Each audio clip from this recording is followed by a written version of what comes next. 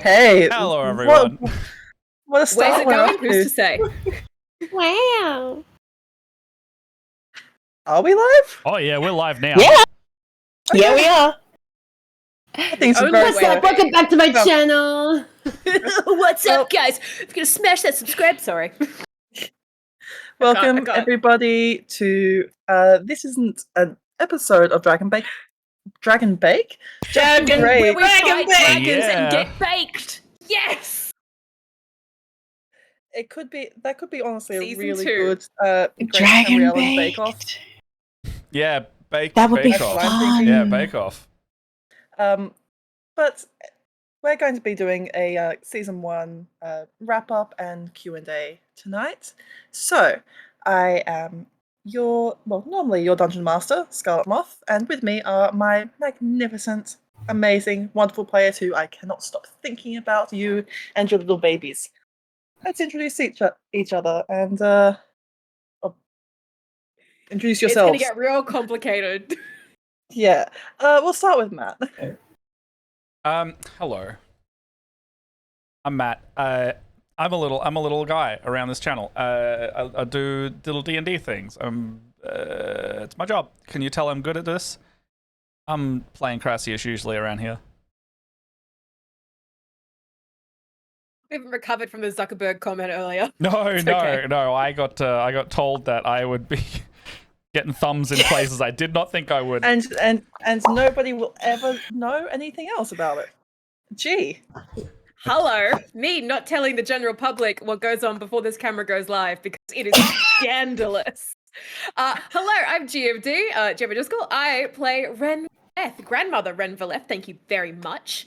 The aging Dunmar lady who has a heart of, well, there's like a space where a heart should be, technically speaking. It's kind of like an empty cavern now. You've got a hole too. And yeah, I'm also.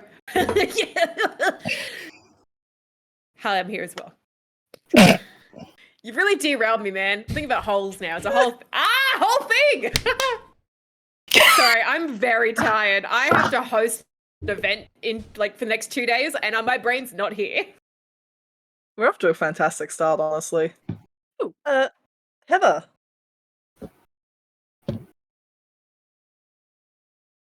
Hello, Heather. Me? Yeah, I think And my your turn. internet's acting up. I'm so sorry. The delay. Deer Like in deer in the headlights. headlights. Everyone has turned Ah. into a robot, so I think it's my problem. Oh no. Oh no. Oh no, Heather's lost to time, to the robots. No. Oh no. Am I back? We've You heard You never the whole time. left. I never left. We've Just heard you ignore the me. whole Hi, I'm Heather. time.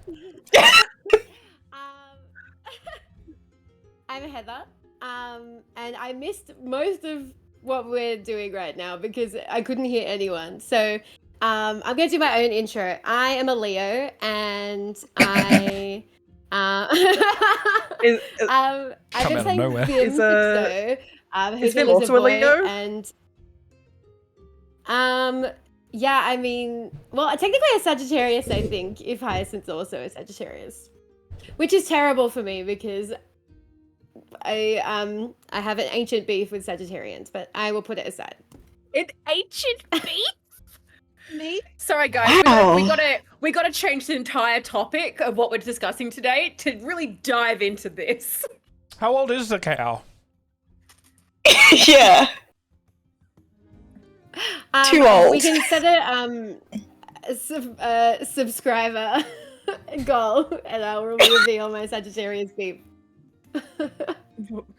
What a time to be alive. And a Sagittarian.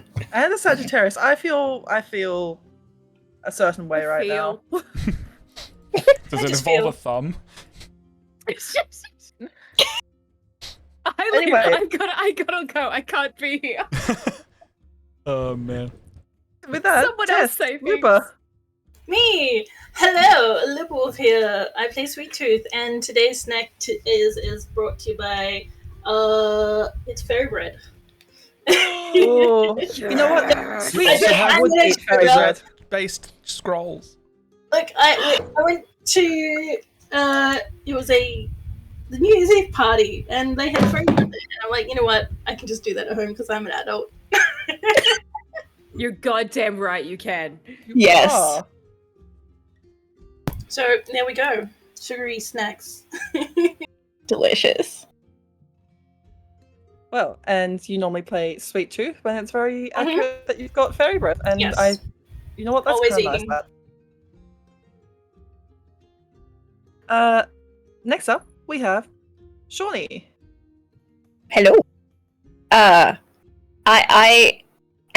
have red frogs. This is what I have to contribute. So yes, everyone may have some. It's a share pack. Can I have one? I would love one. Yeah, absolutely. man, Here that's so- to offer. Here That's to so share. tasty. Oh, mine just- came just- out different. Side of the Oh, side of the screen. it's still good. It's still good. It's Smells still good. chocolatey. Pass it off to the Yeah, side of the yeah, Good yeah. job. I normally play little Zera, teeny tiny cat, wizard, So small.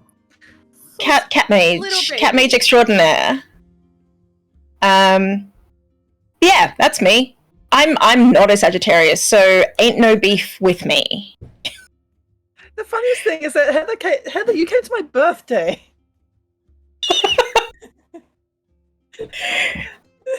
It's healing. It's supposed to be healing. Yeah, It's this is- exposure this is therapy. Yeah, you know what? Exposure therapy. I guess it works. If it helps, though, I'm a Scorpio cusp, so. Cusp? Cusp I'm with only- Sag. I'm very mildly That's not familiar real. with all this. But let's not go talking about any cusps or holes right now. We'll save that for the Q&A. We'll get into the Well- holes later. You'll be assured of Yes, that. we will. Last but not least, Zoe. Hi, it's me. I'm Zoe Elizabeth. I'm Aries, and I play Hyacinth Mossbarrow, a little Bossmo bard who is a Sagittarius. So we're doing great. And today I have pretzels and tea in a custom Javik mug for all the Arcane fans out there. So Which I thought, Yippee! instead of saying Men of Progress, I just thought it said Men Progress. Do they? Jace. Do road work ahead? We just don't know. I sure hope it does. Hi. Oh, they're fine. Well, It's with just that, good. It's just good. I want to just give a quick shout out before we get into some discussion and questions to one, the amazing Heather and Jono from Cry Club for the theme song that we had running all season and which we'll have coming back next season. They make the music. It's good music. You should go listen to them on your streaming app of choice. Also, would like to thank our sponsor, Wooten Forge, who was sponsoring us for the whole season, and I believe that Matt, you can correct me if I'm wrong, that code is still active? Yes, it's kind of so Windforge is very kind. They've been supporting us for like 2.5 years now, so it's kind of a perpetual code until we ask to change it more or less. So that'll be still around. But yeah, Yes, if you would so if you like any other cool stuff. would like some lovely wooden made over in Western Australia actually, gaming accessories, then go type in Sweet Roll for 10% off. Now. Immediately. Right now. Right now. Open a second tab. What are you doing? Come on, get Oh, your shit yeah. together.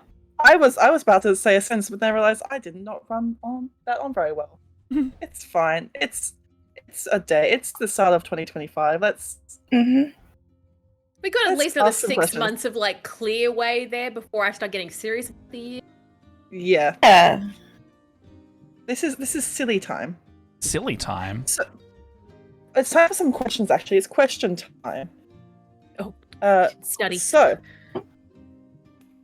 I've got a question. I can start us off. I was going to say we've just finished season 1. What's your question? Matthew. Yes, that last episode. What the fuck? Yeah. What? That's a good. Which That's a part good in one. particular? I would No, no. concur. All of it. What the fuck? I'm stressed. That's all I got. Which, I'm stressed. again, which part? Yes. All. Don't you mouth sound Oh. me?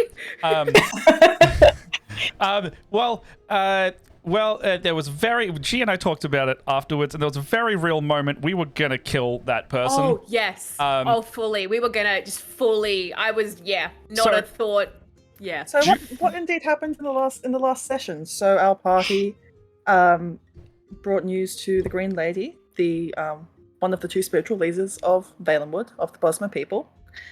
Not long before she was delivered, her husband's head, and went into a bit of a grief-stricken rage, and was going to unleash something called the Wild Hunt, which transforms many Bosma. And I mean, would've- haven't we all had a moment Sometimes. like that? It Haven't would we all have- done that once? yeah. It would have unshackled their physical forms back into how it was before they were given fixed physical forms by Ifray, and turned them into very, very powerful and ageless monsters that would have gone to war, but would not have been able to turn back. And that would have affected everybody within the tree city of Valinesti, including Hyacinth. Yeah. Just everyone in the city? Just the Just city. everyone in that one city? As far as you know, because it doesn't affect the entire land, but if things had gone really bad, it might have. Oh. Goody. There have been wild hunts before. Canonically, it's one of the things that I really have wanted to play around with for a very long time. Like, the whole wild hunt plotline. Back in the day, I ran an old Elder Scrolls game, which Matt was also in, which unfortunately fell apart due to scheduling conflicts and also me finishing my degree.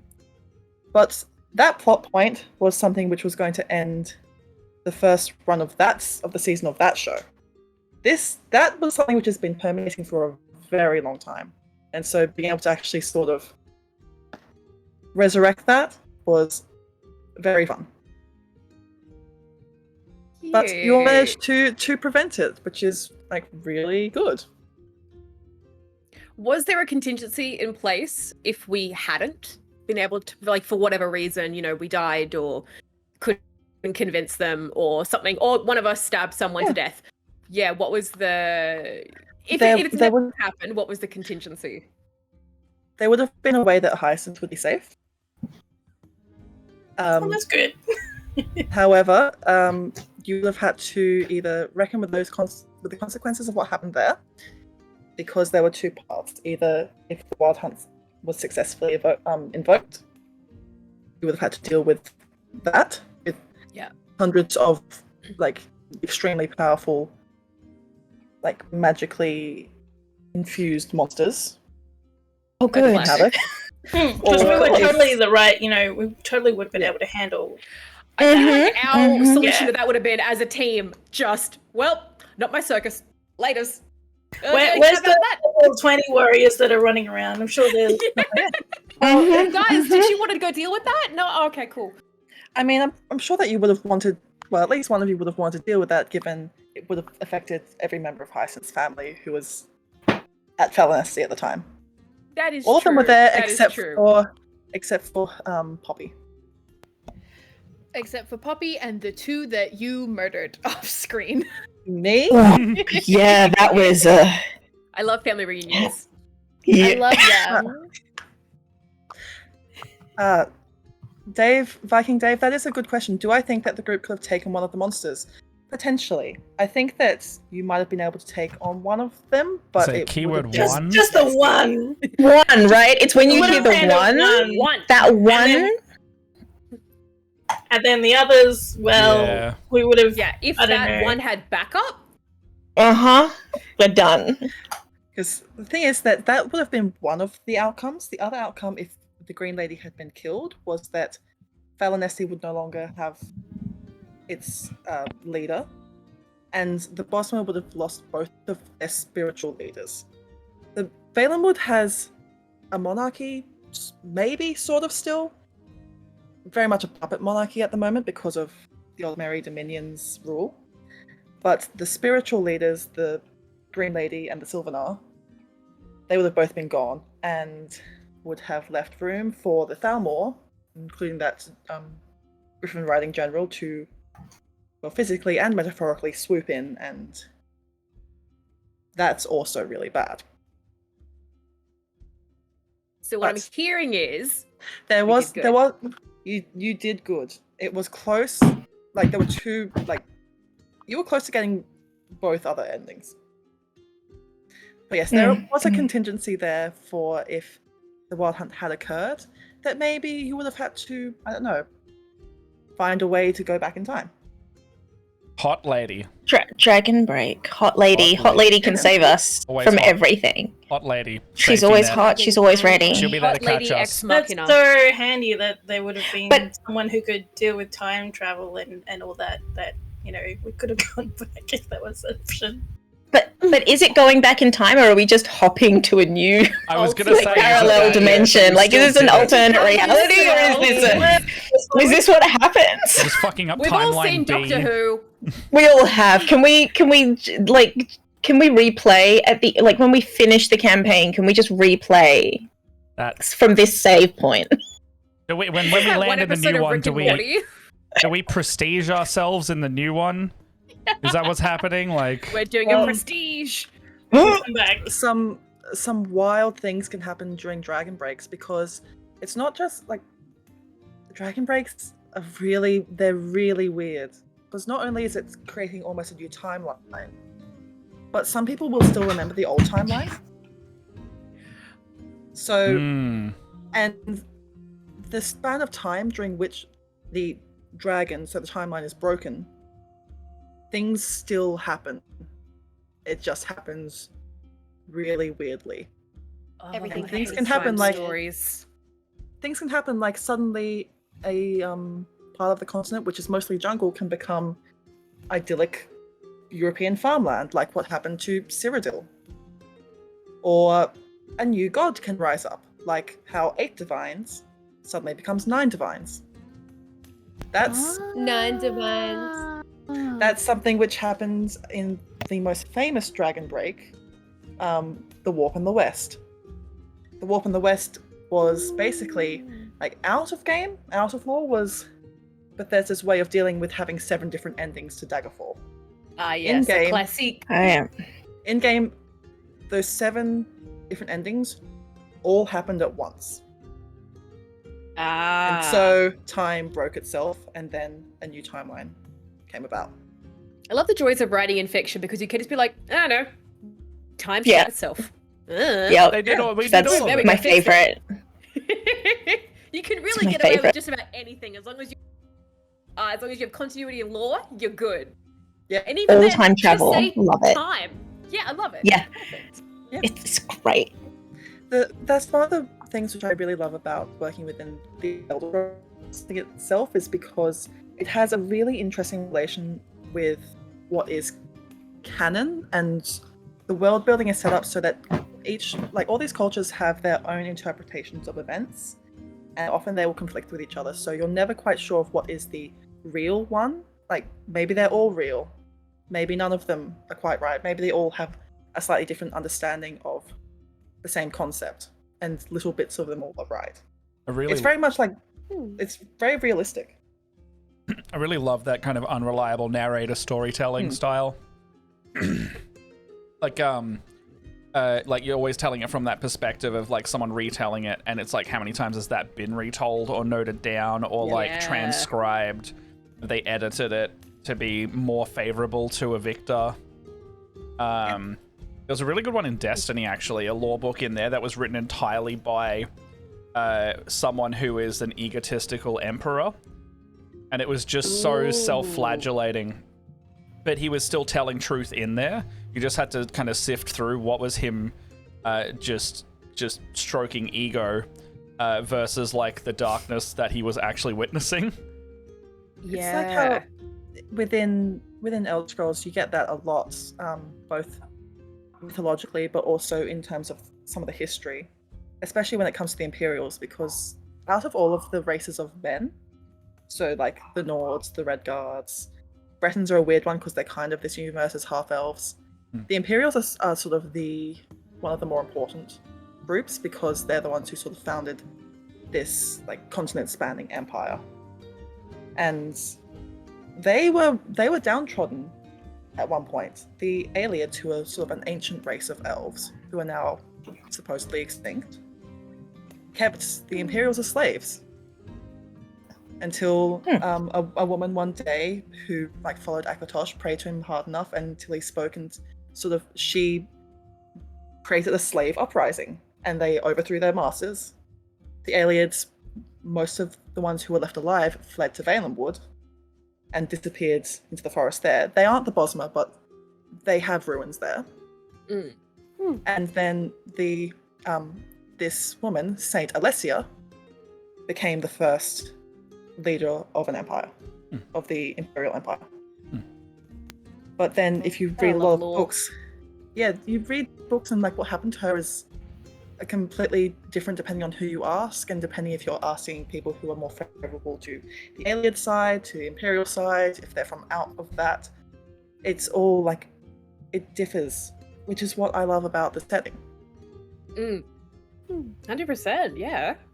Oh, it's always interesting, kind of like, it's very reminiscent of like our own world, where it's like one mistranslation, one interpretation of one word in one sentence, one book can change a whole meaning, whole magnitude of people. And then going to fix that, correct that, can cause more problems than the interpretation you've left with. I think it's so cool. That's, if you enjoy that, then my recommendation would be, I mean, it's a hard game for a lot of people to play because it's a bit older now, and because it's a difficult game, but Morrowind does that with its story so well. It's why it's my favorite in the series. It is just, it's so good. Because there's like a Morrowind remastered now, right? Like someone's updated there it, but it's like more or less the same. Chapter. It's Skywind is the community project. Yeah, it's not official. It's like they've just given it a makeover, really. And Lupe, were you going to mention the ESO? Yeah, because they kind of tried to redo that, I think, or bring Morrowind into Elder Scrolls Online. It'd be good if they did. But I don't know. It does touch on a lot of what happens then in Morrowind. I think they did quite a good job with that. And a lot of people will rag on ESO, but look, I'm an ESO apologist. I think they does some really interesting and fun things for the lore. So I didn't like ESO when it first came out, but like you really can tell. Did. Exactly, you can tell the test of time that it's had, that it did get good, because it's still releasing, it's still successful. Like you don't have a bad game that lasts that long. Exactly. Yeah. The OG No Man's Sky. That's it. No Man's Sky is such a diamond in the rough after so long. They worked so hard on that game. No Man's Sky with as me. soon as it. Oh, Okay. no, you go, Heather. You go. Get it out. No, I always loved Jono, the other half of Cry Club, and we were like, let's play this around the same time in like lockdown or something. When people were starting to be like, oh, it's good. Was that and that big the two of update? us had. Yeah, I think so. Yeah. The two of us had a blast. It was on Game Pass, I think. So we were like, until there was like a part where it, like there is like a kind of quest thing to guide you early on, I think. And then there's a bit where like you have to fight a bunch of things, and both of us at the same time were like, no, this is my walk around, explore, plant things game. I don't kill people. And then I just never picked it back up again. I don't want to fight them. But it was want to pick fun. flowers. I gotta say, Tom in chat know. did say you cannot have a bad game last that long. Then why was I playing League last night? So I just answered that. I said because League is a decent game wrapped in a horrible toxic slime blanket. That's why. Is it? The gameplay Push it is out fun, there. but the fucking community is It's the the worst I've ever useless- seen in the history of gaming. Well, let's bring it back to a, well, I hope it's a good game. Our game. Yeah. I want to ask, before I go off another lore tangent, I want to ask all of you, like, for you and your characters, do you all have a like moment which you feel in this season defined your character, or was sort of something that you'll be revisiting? let's start with honestly, I'm gonna start with my little trauma baby over there, Hyacinth. I mean, I don't know. Nothing much happened to her this season. I don't know. Can't think of a thing. No. She was shocking most of this episode, like most of this season. Yeah. Shocking episode, beach episode. I don't know. Dream episode. Yeah, I mean, I don't know what you guys are getting up to, but I was in an isekai anime and I was having a great time because I was just the best friend shopping. No, yeah, I think there's so many moments that I feel like are ones that I want to come back to as a player, and that Hyacinth like has to come back to in order to like progress emotionally, such as the Green Lady, the dream sequence where she saw Cassius unravel, meeting Poppy again, the death of her family, well, members of her family. Like, oh, my internet. Oh no, not my internet. Someone else's internet. Haha, I win. But like, if for me, like a moment that I think was the moment of, oh, this is Hyacinth, like this is what she's going to be going forward, is that moment kind of just after the Green Lady, like after she talked her down and was just like trying to be a comforting presence in that moment. And I was like, this is sort of who she wants to be. Like, she's always pinned who she wants to be and how she wants to behave on someone else because she struggles a lot with being her own person. And this is the moment where, with the support of her friends, she had to kind of be the most herself, because anything less and the Green Lady wouldn't have listened. So I think that's sort of the moment for me as a player, and I think potentially for Hyacinth at some point to realize is the moment where she was sort of the most her she's ever going to get. And that will be the level of like vulnerability and compassion and strength and bravery in the face of fear that she's going to be chasing as she gets older as well. And I think that that touches on very much what I see as sort of the true heart of the Bard, like the Bard archetype is like that being able to be in tune with your own emotions, but using that as well to provide emotional like influence, either like support or comfort or whatever, to other characters. Yeah, because I think a lot of this season, Hyacinth is, I will admit it, she's a little bit of a crybaby. She will instantly just be like, I'm overwhelmed, I'm sad, I'm just a little guy. I was gonna say, literally twins. You and your mentor both. Yeah. I taught her well. Yeah, he taught me about tax fraud and suing people. But like, yeah, I'm really excited to kind of have her maybe be able to access her own emotions in a way that's less overwhelming for her, and have her be able to look at herself and identify herself in a way she can't currently, because in a lot of ways she experiences any big feeling and it's waterworks time. She doesn't know how to process things any other way. God, what a mood. Stop it. You're talking about me. Calling us all out a little bit, I hear. I'm in this picture. I don't want it. I don't like it. What's that? Too many fifis? Time to nap. For me, what's most interesting is that for Hyacinth now, she actually has a permanent physical reminder of that moment of her strength.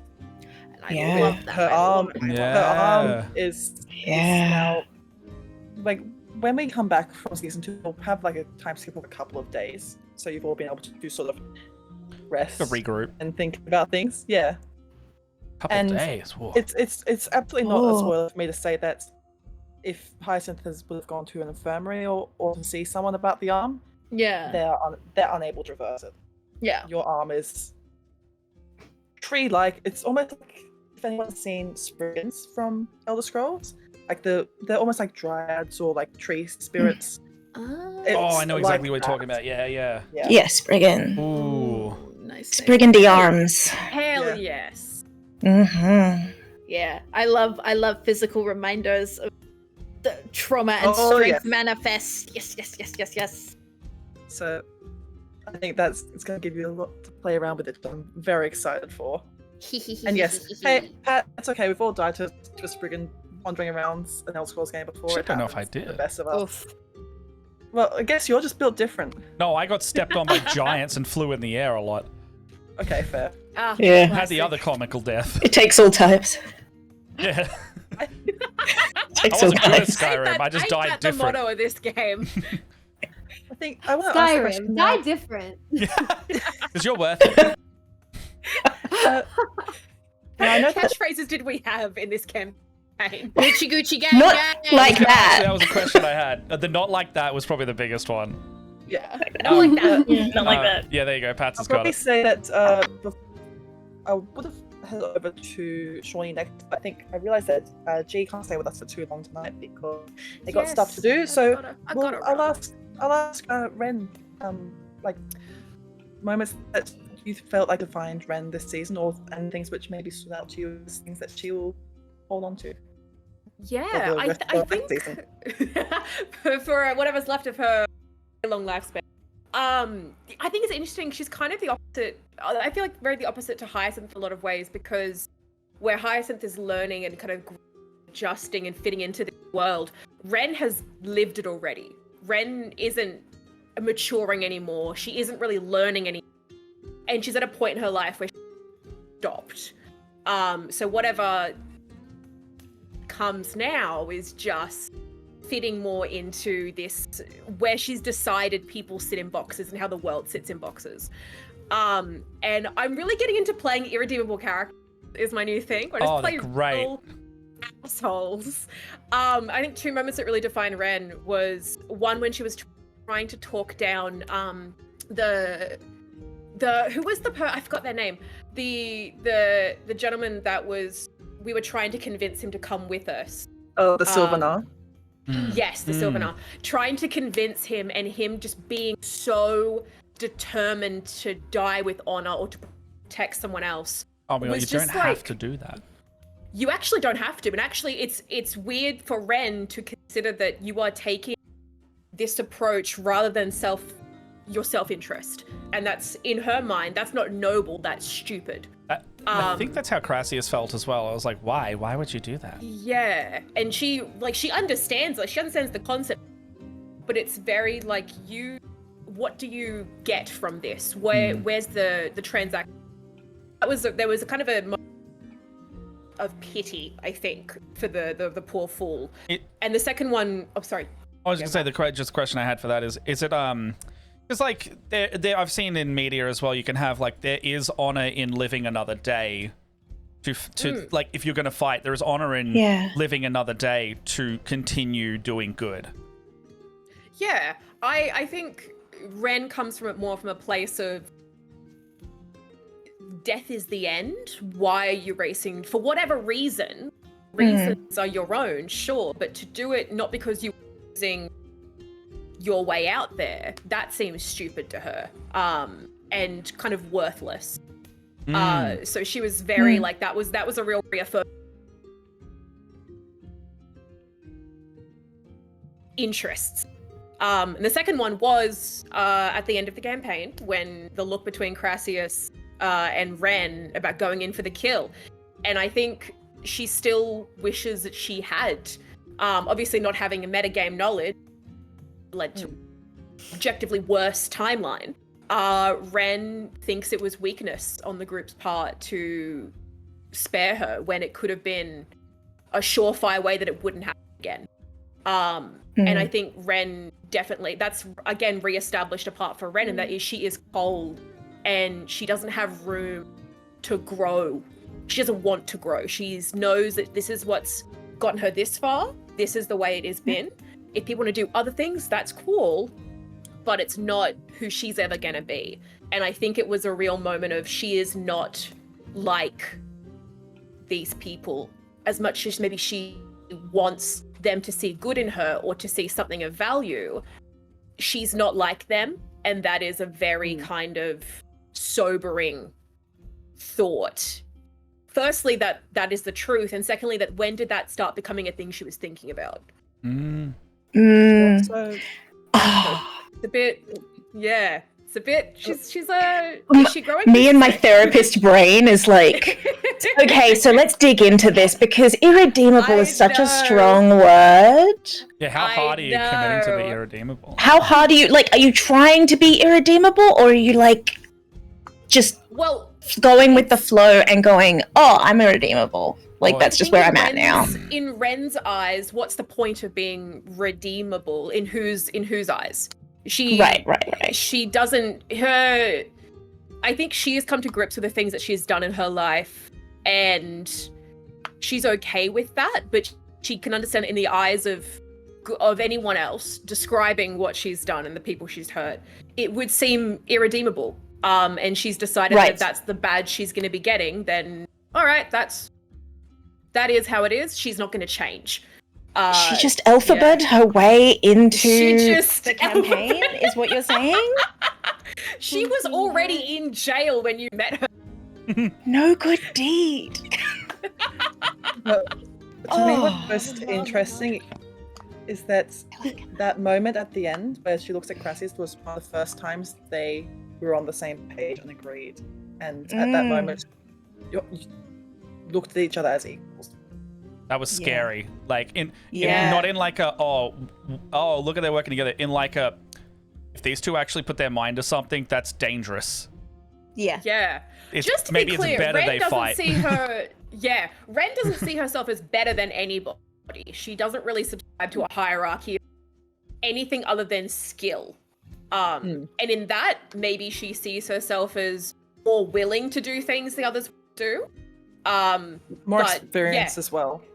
Yeah, but she doesn't really subscribe to the idea that anyone is better than anyone else.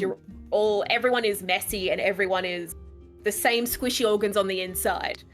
But yeah, she doesn't have a superiority complex even to even to Crassius. There isn't a better than him. It is just that she recognizes something in him that she can't quite decide reminds her of her grandsons, reminds her of her children. And she hasn't quite worked out which is worse. So perhaps Ren, unlike Crassius, which is more physical, Ren maybe has a more metaphorical hole in her heart. Oh, Ren everybody got a hole. Time to go touch it. Time to go touch the hole. Get out of my holes. Not You like gotta that. touch everybody's hole by the end of the campaign. You know, Not Cressy like got a that. physical hole. Not like that. The metaphysical Not like hole. that, guys. Not like that. Sure, we'll jump into a Not hole one like day. that. We should hit up someone for. We should hit up. Hey, mate. I was gonna actually make like my own, because I've got like a vinyl color. I was gonna make shirts. Yes, not like that. And have, and then for like that. Crassius just have like do the fancy design and then just have an arrow. It's like my hole. Even if you had like Wow. what if like you had a crop top and it was just like the crop top part, or the boob window was just where the hole is. You my you God. have a shirt gonna that get says you my one of hole those. is up here. Yeah. Yes. It's the Crussy. My hole is up here, and then on the back, Stunning. not like that. Yes, this is it. This is the merch line. Going on the fourth wall for Only season 2. we Hole will themed get. humor. Yes. I think not like that. Yeah, that slipped by. I'm happy about that. Don't worry about it. Shit, I forgot already. Oh, the not like that, like a not like that shirt. It'd be funny. I love that we have I have plans which are so weird and kind of go into the more esoteric and really just bizarre side of the Elder Scrolls like lore stuff, and the story kind of got serious, but then it's like got this group of chuckle fucks. I love it. I would not ask for a better party. I mean, Barovia is the same. I'm playing a grim horror survival game, and then you have fucking Mosh, who is a failed stand-up comedian looking for his donkey that he lost. Like, that's D&D as far as I'm concerned. I Honestly, love it. that's anything where players are involved and have the ability to make. They will make the dumbest little fools imaginable. Yes. Look, but to get sappy for a moment, I could not ask for a better group of players because you have all really just come together, and like I love each of these little guys. And I thought about having like a party of 4 or 5 at first, but then 6 just ended up working, which is really weird given that in all of the stuff I've been preparing for season 2, 6 keeps coming up as a number in lore. When we finish the campaign, Elder Scrolls 6 will finally be out. If They call it Dragonbreak, and we're like, whoa. Wait, Okay, no, we're actually, just gonna stop I do have a fun remote, fact. and it's just- We got a follow semi-recently on Twitter, I think it was, and someone was like, well, I guess I can't call my campaign that. Been sitting on that for a few years. And I was like, yeah, fair, sorry. Because I think they were going to call a stream campaign Dragonbreak as well, but like not 1 word, 2 words. They could still do it. Like, it's not like... Still do it. Oh yeah.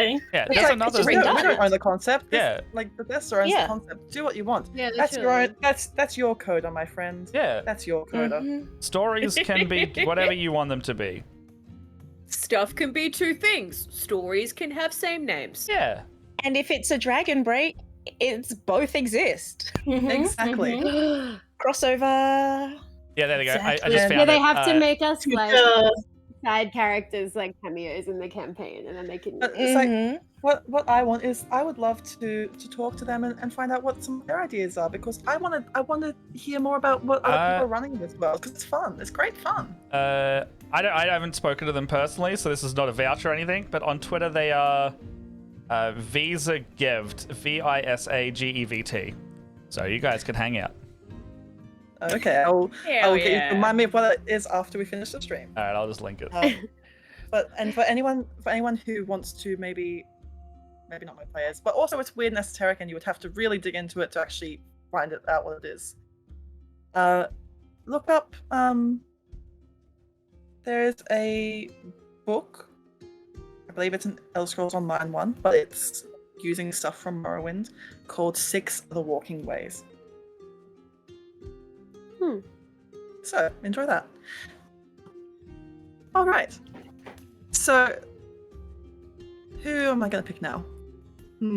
I think Lupa. Away. Oh, hoy hoy. What was the question again? No. Real.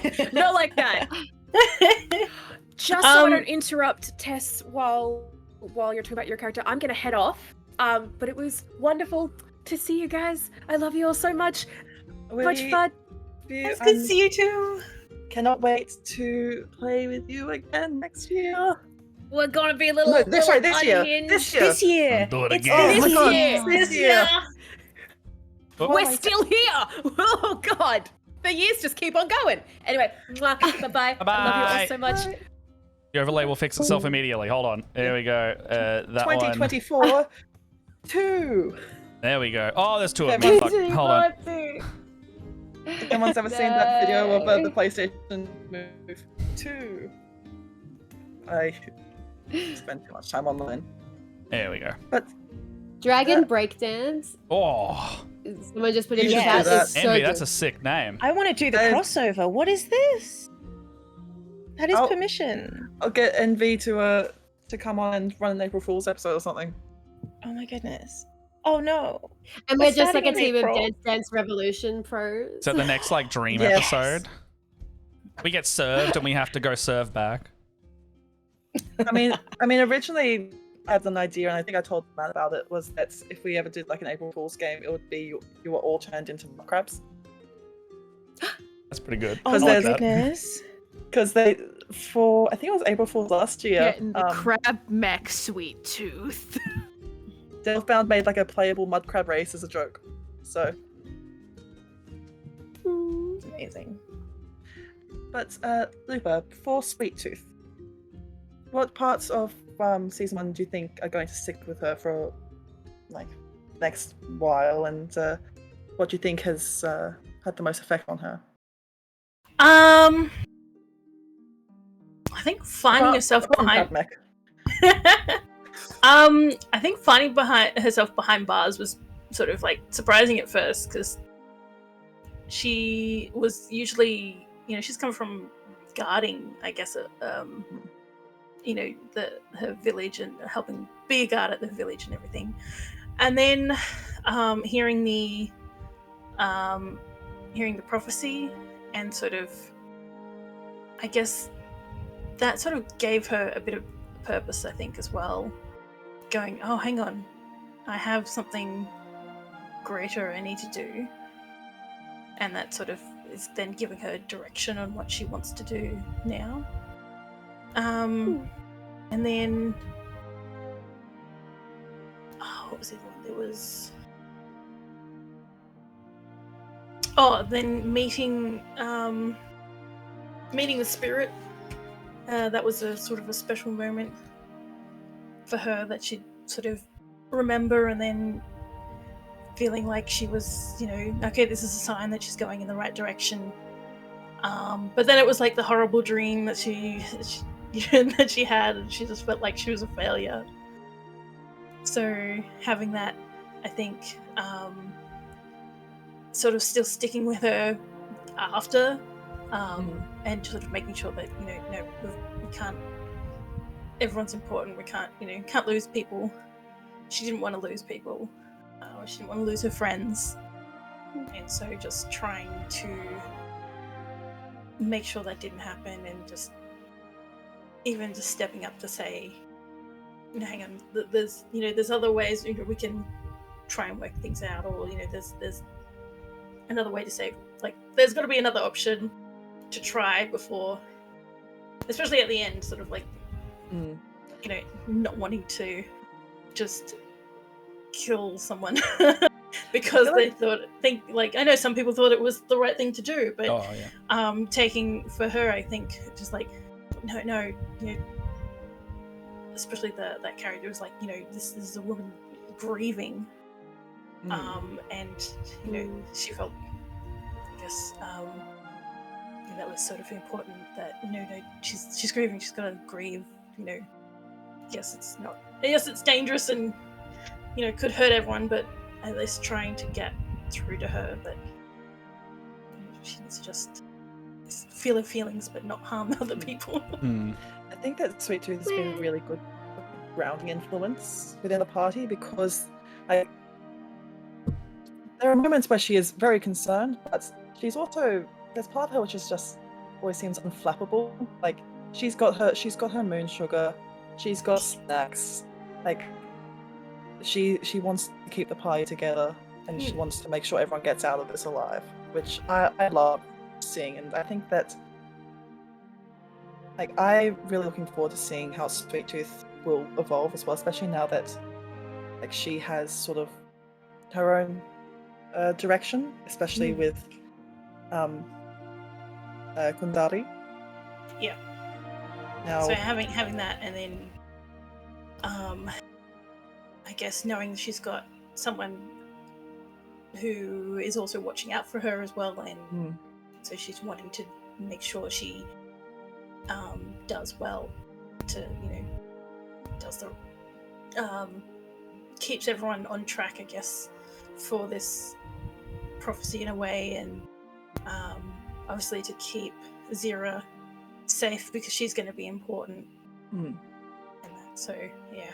which for me is really interesting, seeing how she approached the Green Lady, given the Green Lady was one who embodies more of the physicality, like this actual, like, the harsher parts of the forest, the more like untamable parts of the Bosna and the Pact, whilst the Sylvanar is more of the spiritual, the emotional, the religious.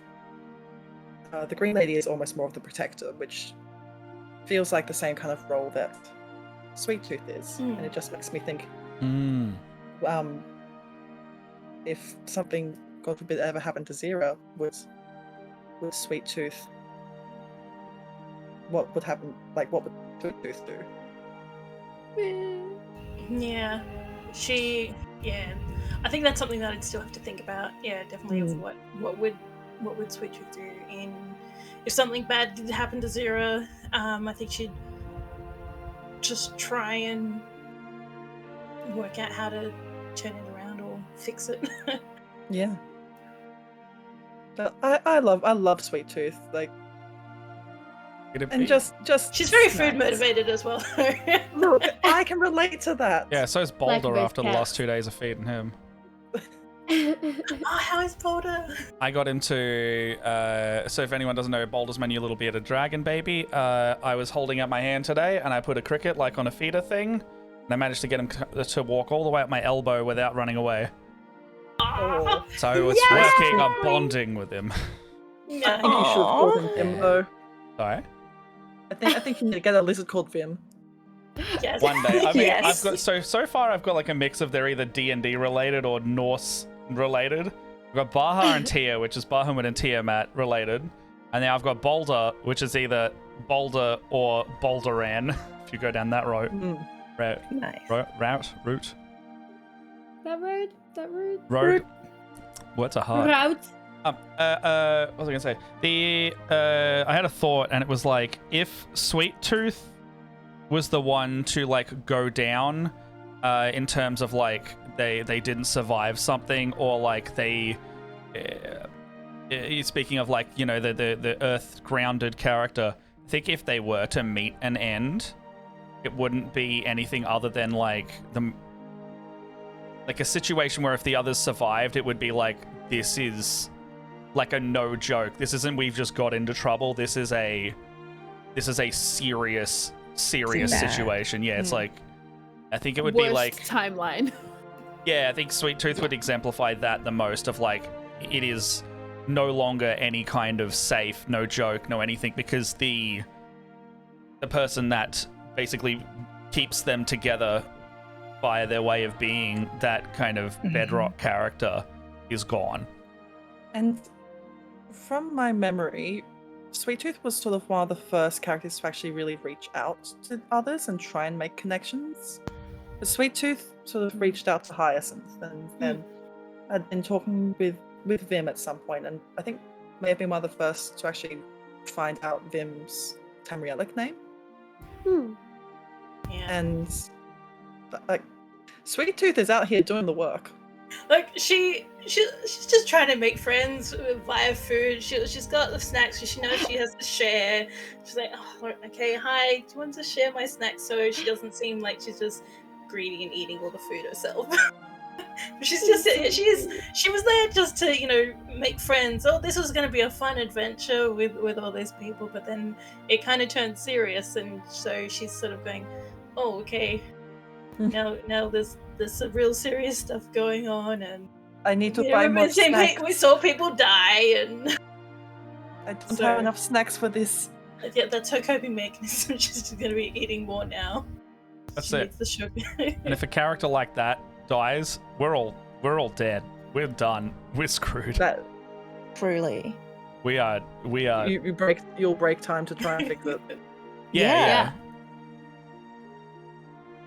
It's going to be fun. I'm excited. I'm excited. Ominous? No. Ominous? I'm just excited to see how Sweet Tooth flourishes from here. Even Protect. sweeter and more toothy.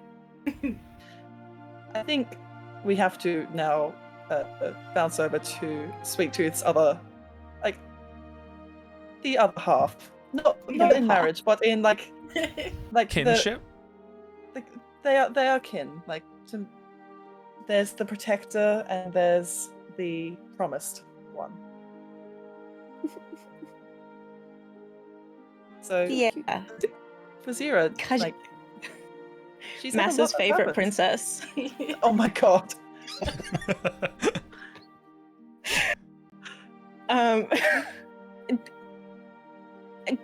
for Zira, the most important moment, I think, of the entire first arc, and I've been thinking about this for a while now because I've had some time, which is nice. When in that dream sequence where, or not dream sequence, that sequence where we were fighting all the ghosts, and then like all of a sudden Sweet Tooth is like way across the map, and Zira in that moment went, what the fuck kind of leader am I if I am potentially sending people to their deaths? This is not good. that is Zira's biggest moment. And I don't think she's reached a point where she is like past that. But by the same token, what is literally written on my character sheet is most people run away from dangerous things, you run towards them. So I don't know what else I as a player can do. That's just how that is. That's just what Zira's dealing with, is like half the time I am running towards this dangerous thing and forgetting that there is someone here that's trying to keep me safe from the dangerous thing.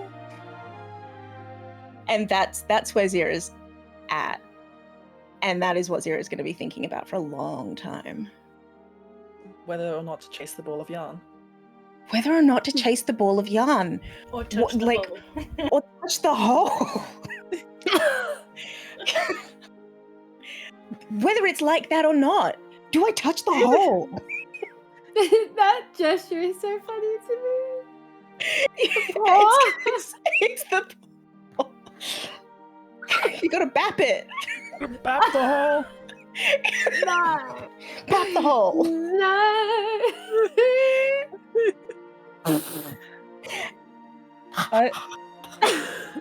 I personally am impressed that you were able to, not from Sweet Tooth, because Sweet Tooth, Zira and myself were the only ones who knew about Zira's true identity for like until, was it session 6 or 7? It's most of the way Or through 8. the season, I think. Yeah, Yeah. you were able Halfway to through. keep that hidden for a very long time. Yeah. There was a lot in my brain of like, well, how much information do I share?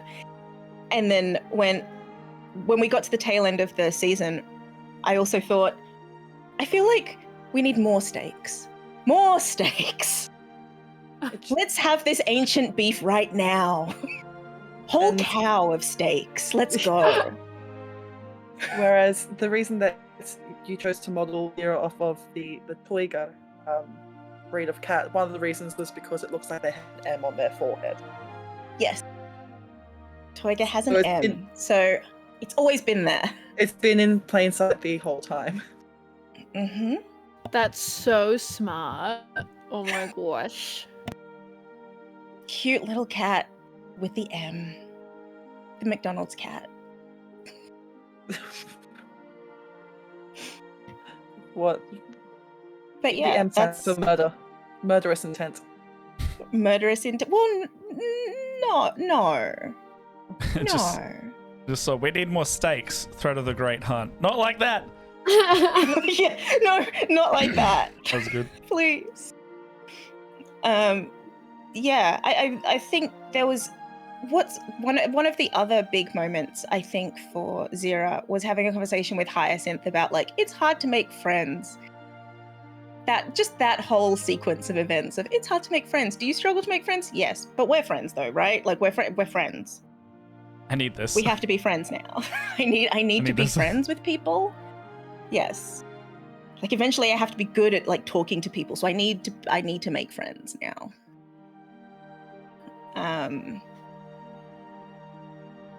Yeah, that's where Zira's at. That's what's happening for her. So much to deal with for such a small bundle of spells. So small. So very small. And is so concerned with everything that's wrong with everyone in the party. Like there's so much going on for everyone that relatively speaking, the things that she has to worry about aren't here yet. They're not now. So she's actually relatively stable in terms of like the stuff that's going on. But she's looking around at everyone else and going, okay, so I gotta go fix that. And then I gotta fix that, and I gotta fix that, and then something else happens, and she's like, okay, change the priority, put that there, we gotta fix this, and then we gotta fix this. And she's just like, To me, that she's so shows cerebral. she's already, like, I imagine that should she ever, like, step up and, like, take on the role of main and want to lead her people, it's showing that she's very concerned about the people that she surrounds herself with. But it's Yeah. also like she's just she's just one individual. How is she going to fix Yeah. everything? She hasn't figured that part out yet. And some things, how can she fix it if, like, the person themselves isn't going to fix it? Oh, she got so mad at what's her name? Queen, I found a head and now I'm a snake. She got so mad. The Green Lady, yes. The Green Lady. Because it was a whole case of like, hang on a sec, you're doing this to your people because of something that happened specifically only to you? No. You get to do We that. don't do that. We don't do that. Get out of there. What are you doing? There will be some time next season where it hasn't. It's not. We've not come out of this situation unscathed. I mean, some people very physically still carry that, but the Sylvanar is still dead. One half of the like spiritual, like, they are listed in lore as something akin to demigods. One of that inseparable pair is dead. And often, when another Sylvanar comes along, it's not to the same Green Lady. Often, the Green Lady moves on, as in, or passes on, not long after the Sylvanar, or vice versa. Where that will happen this time, we don't know. Well, I know, maybe. I know, things might change. But it is also not unheard of that sometimes a new one will come to the old one. It's like a title that passes down, but it's also... it's weird. It's Elder Scrolls lore. It's weird. There you go. Yeah. And the thing is that there will be further repercussions because she is still without the other half, and she might not be able to control things as much as she would like. Absolutely. But the result being, hey, let's turn everyone into monsters, that's not the answer either, Yeah. hey. No. Let's turn everyone into an army to go and kill and reap revenge is not always the answer.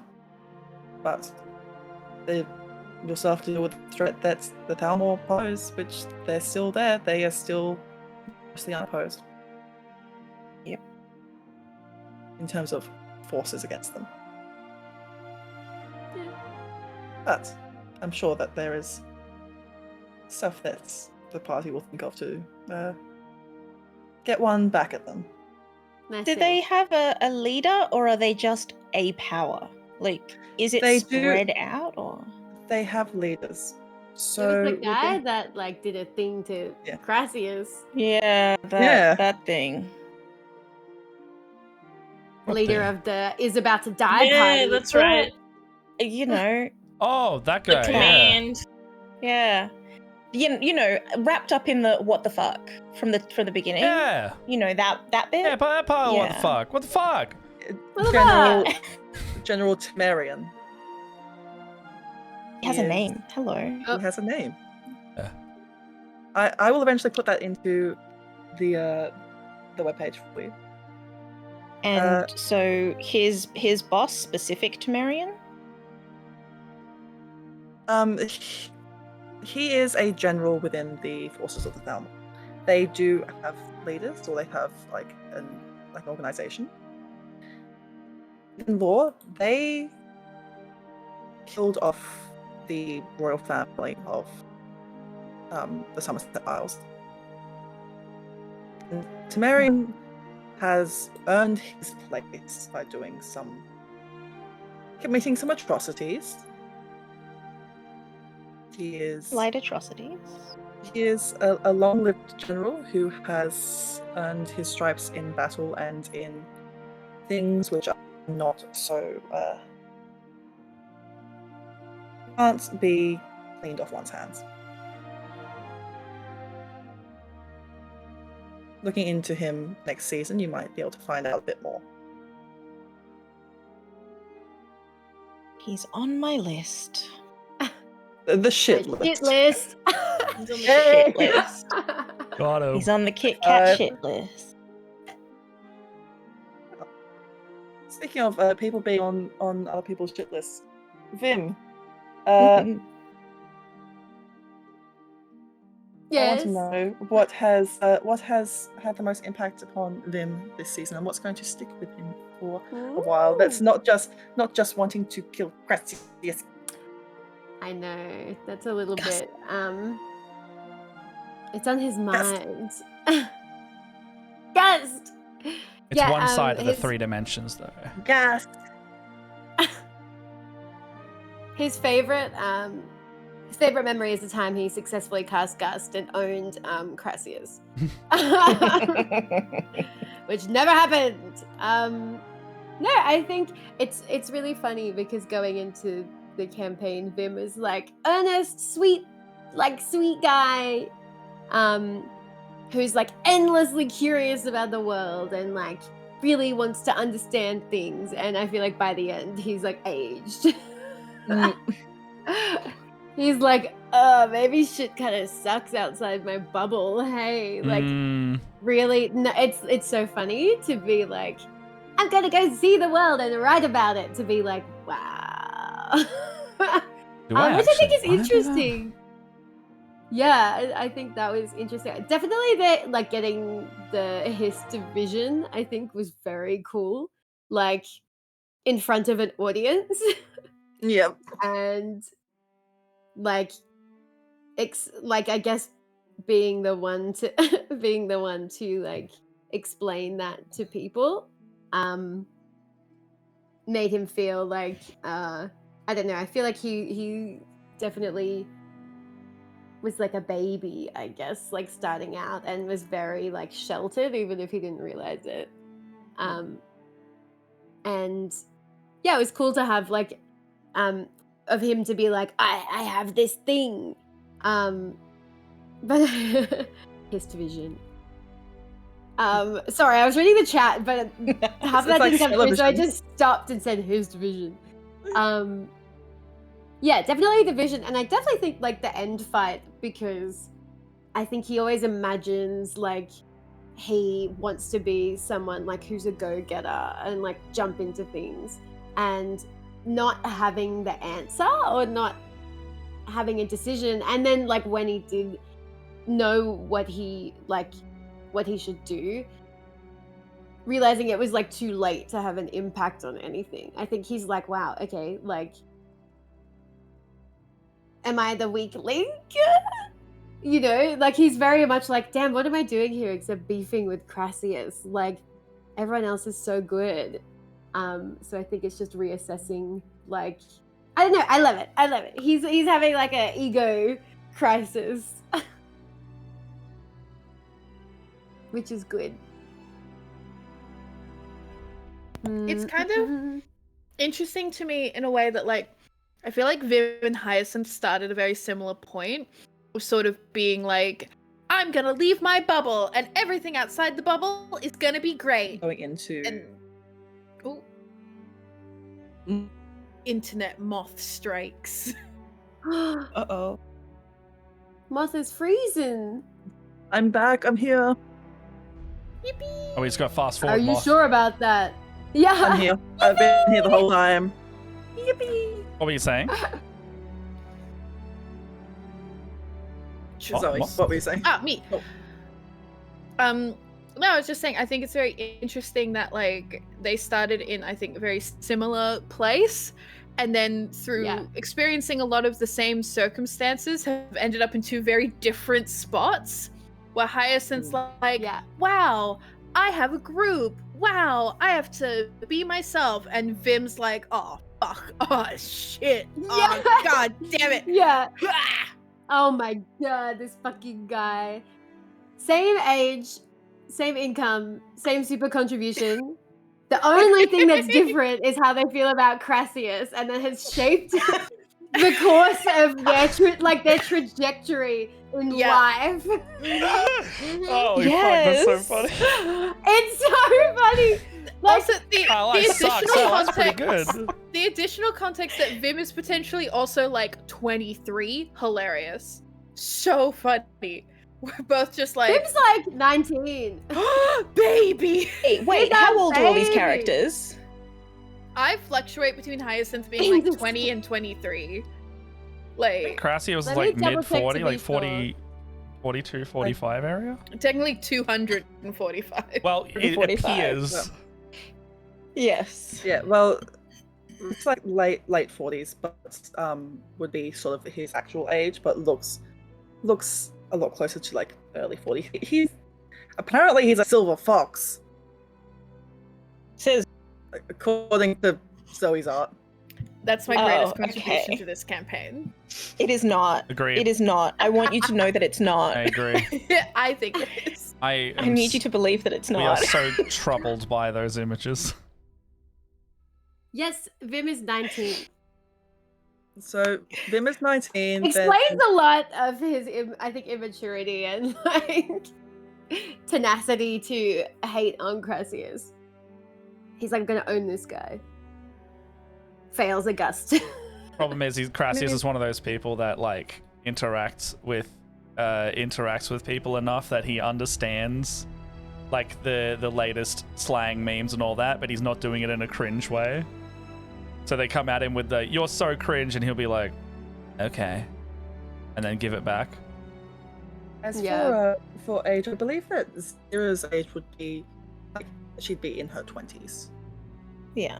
Yeah, because the one thing that we know about Zira now is, I think we mentioned slightly, was that she was born during something called the Void Nights, where the moons above elsewhere disappeared for 2 years.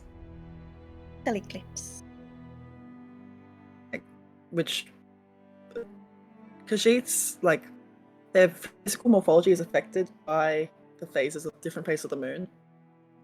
And so it was a bit of a crisis for, birth rates. And so those who were born maybe not as they should have been. Uh-oh. Uh-oh. Sorry, I turned into a fucking Teletubby. Oh. But going back to Vim, I think that it's been interesting to see him become like a lot more cynical. Yeah, poor Yeah. boy. Poor boy, I think Yeah, deserves he something like good. stepped out wide-eyed and was like, "Wow, this sucks."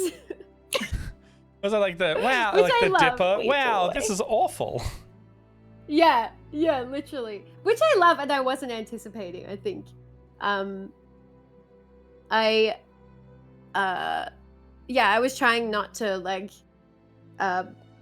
send him in any pre-planned direction. I was like, well, I'm just gonna think about how he's feeling in the moment, and always in the moment. I think he's just very insecure as well. And like he has to, I don't know, I think he feels like he needs to have a good reason to be doing this, and like to have some kind of value or worth, and like has, I think, failed a lot in a good way. A good way for me, bad way for him.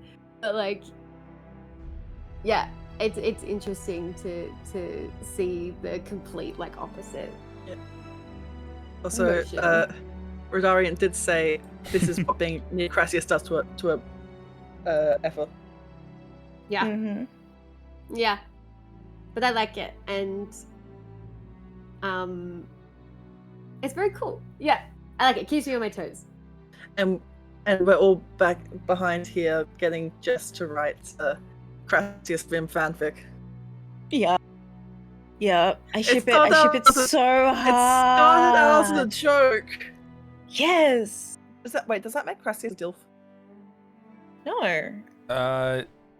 Is he daddy or No. is he a father? That's the first question.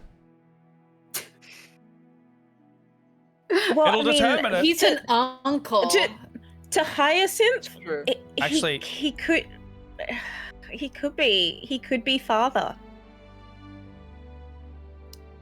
Who else teaches you about tax fraud? Your fun uncle. I'm gonna be so for real. Crassius actually has aunt energy to me. Aunt energy? Yeah. Like Explain wine further. aunt energy. Like Yeah. he's the Vodka sort of aunt. one where vodka aunt, where it's just like I don't know. To me, an uncle feels like they would teach you practical things, but a wine aunt teaches you fun stuff. Yeah, I can see Yeah, that. yeah. He's the Yeah. Like Ray Darian's like, well, yeah, wine aren't. In Morrowind's canon, he Bridarian, does that's call my himself- fiance. You are correct, babe. You are correct. And like in canon, like he refers to himself as Uncle Crassy sometimes. Yeah, So- yeah. Yes. He's a slime ball, but also, unfortunately, one of the least corrupt of House Falu. It cannot be bribed. Also is like House Falu were one of like the more morally upstanding houses, great houses of Morrowind. They were one of the, I think they might have been the only one who flat out disavowed the use of slavery. Hell yeah. And given Love that, to see it. that the slaves in Morrowind were mostly Argonians and Khajiits, Thanks, dude. God, this is real like this is You real like. personally did this, of course. I was about to say there's a joke in there somewhere but I'm like it's so hard to make it not insensitive, but like the classic fucking white guy statement of like, you should be thanking me that I did the bare minimum. By not doing this, I'm a good person. It's like, shut the fuck up. Gust. Yeah, exactly. Instant Yeah. gust. My god. Insta gust. I'm very excited to see where Vim goes next, especially like I also just really liked in the final episode of the season his interaction with the Allison's little sibling. Yeah. Yes, that was cute. I'm His- glad he his- got to His writing is going to be shared around the Mossbarrow Mm. family. Yeah. Yes. The writing about so cute. the well, it was about crabs, right? Yeah, hang on, Yeah. hang on. I've got it somewhere. Sorry, I don't know it off by heart. It was like I think we leave off a meme picture of it. One sec. I think we do. I think I made one. Where is it? It's okay, everyone. Caius has returned. It's an official Dragonbreak dream. Okay, it's called the factual. Oh no, hold on. Yeah, Oh it's yeah, for, like, the factual real tales of mud crabs and occasionally frogs residing in Seacat Yol. Is that the one? Yeah. Yeah, that's the one. I've got that. It's very creative. Good with metaphor. Exactly what you want in a writer. I mean, one of the things which I really enjoyed with Vim was thanks to Pats in chat being able to tailor the nightmare to suit Vim a little bit more. Yeah. To feed into some of his fears about childhood friends. Yeah. I want to know more, but Nice. I don't know about it in character, so I can't know more. And I want to know more, and it's not fair. I feel like that's another secret. There's some secrets that I have about Vim too, and I'm really impressed I haven't blurted them out somewhere. I cannot wait. Yeah. Y'all gotta wait. Speaking of Patient. speaking of secrets and maybe teasing some of them out, things which are secret from even the character themselves. We have to talk about Crassius now. His we know? whole. We have to. So, Matt, for you, Crassius in this season, what is something which? Oh my God, Caius, you got the pen. You're so smart. He's the smartest boy in the world. Fighting my One Piece gotcha pin. This is like people who play those like train runner games while TikTok is playing. Oh, you're This subway is- surfing right now? I'm subway. Yeah, this is the nice. subway surfing in the back of Matt talking about Crassus. Oh my God, he's going for it. I love him. what was probably one of, or what were the defining moments for Kratos this season? And I mean, it's going to be hard to narrow it down with Kratos because he's my favorite punching bag. But defining moments for him, like, probably like literally thinking like he was. Like, the decision to, like, literally find out if he was dead or not after all of this stuff was happening, I think was, like, a big, like, milestone moment in terms of, like, well, the nihilism of having everything that happened to him so early on in meeting these people is like, well, this can't be real. It's right there. There is nothing making sense. And there was just that moment of like, well, let's just not try. Let's see where this goes. And then after actually being talked down from the others to stop being so reckless with it was big, because then he actually listened to someone else. While after going on a bit of a self-destructive path, and then the growing from that into forming a bond at first with, I would say, Hyacinth, and in not like a corrupt way to be like, oh well, you know, you look up to me, so I'm going to love the attention, but like actually worry about their safety. And then going that from like, it's more or less a lot of personal relationship and not always bonding, but the acceptance that it doesn't have to be always about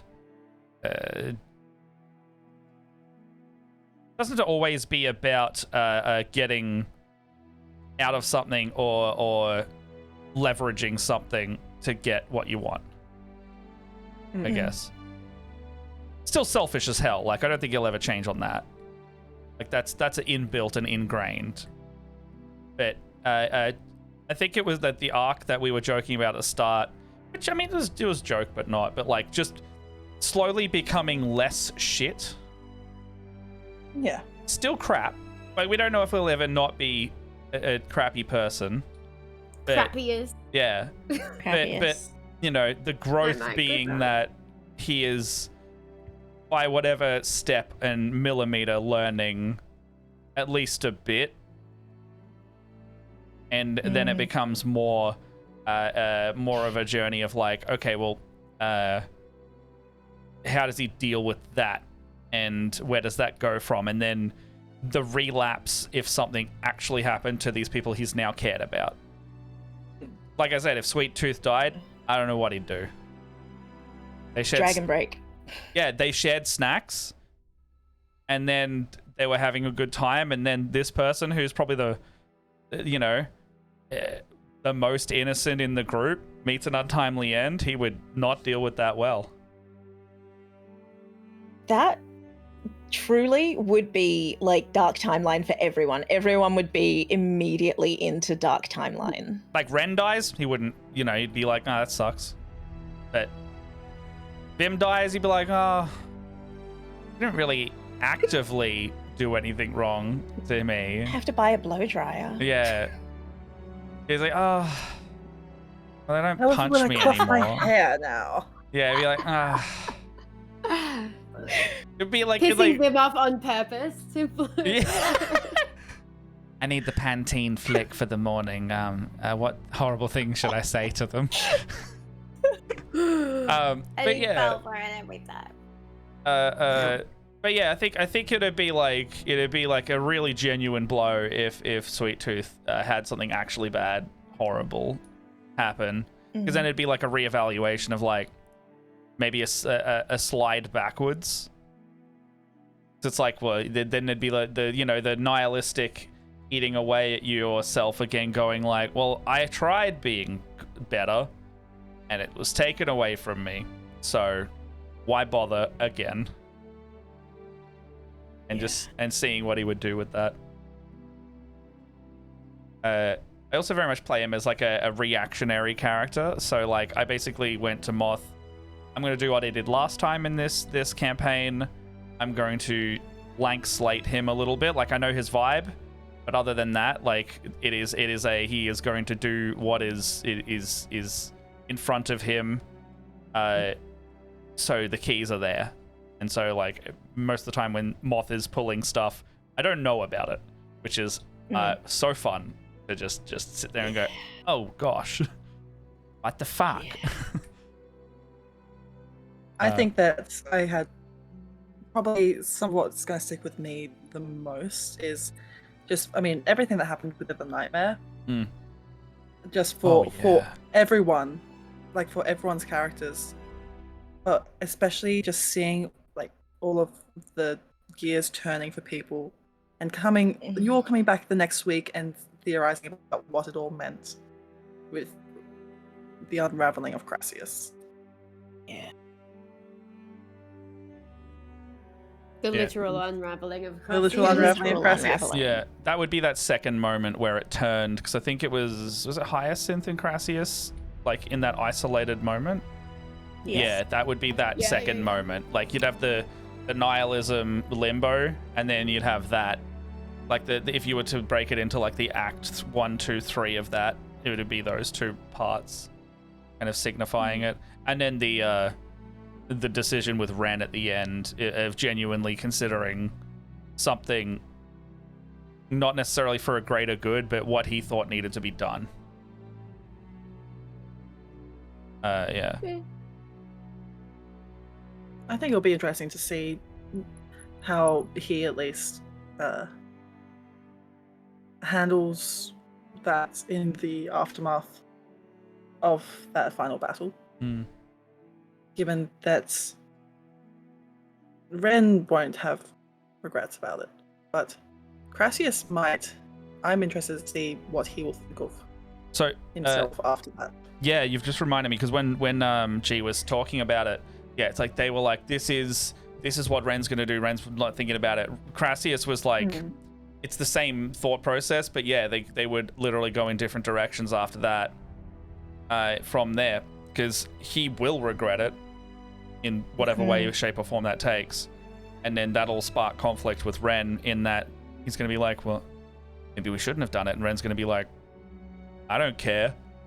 Yeah. So it'll be, you know, the reflection there instead of like did I nearly just fuck up? Like, badly? Was that bad? Shit. Are we the baddies? No, I can't be. I could never. But I think you're so right that he would go in the opposite direction on that road to Ren. Now I'm curious, and I think we'll get to more of our audience questions soon, since I have a few pints which have been sent in beforehand, which we'll get through, as well as if anyone in the chat would like to ask any questions or has something that maybe they want to know about for any of our players, for me, for just one of the characters. We're here for another hour and a half, so fire away. But what I want to know is, have any of you thought about, especially for those who actually are more familiar with Elder Scrolls, who have more of the game, know more of the lore, who do you think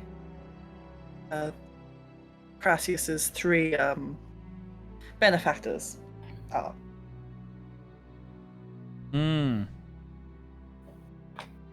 I don't know enough. I don't know enough.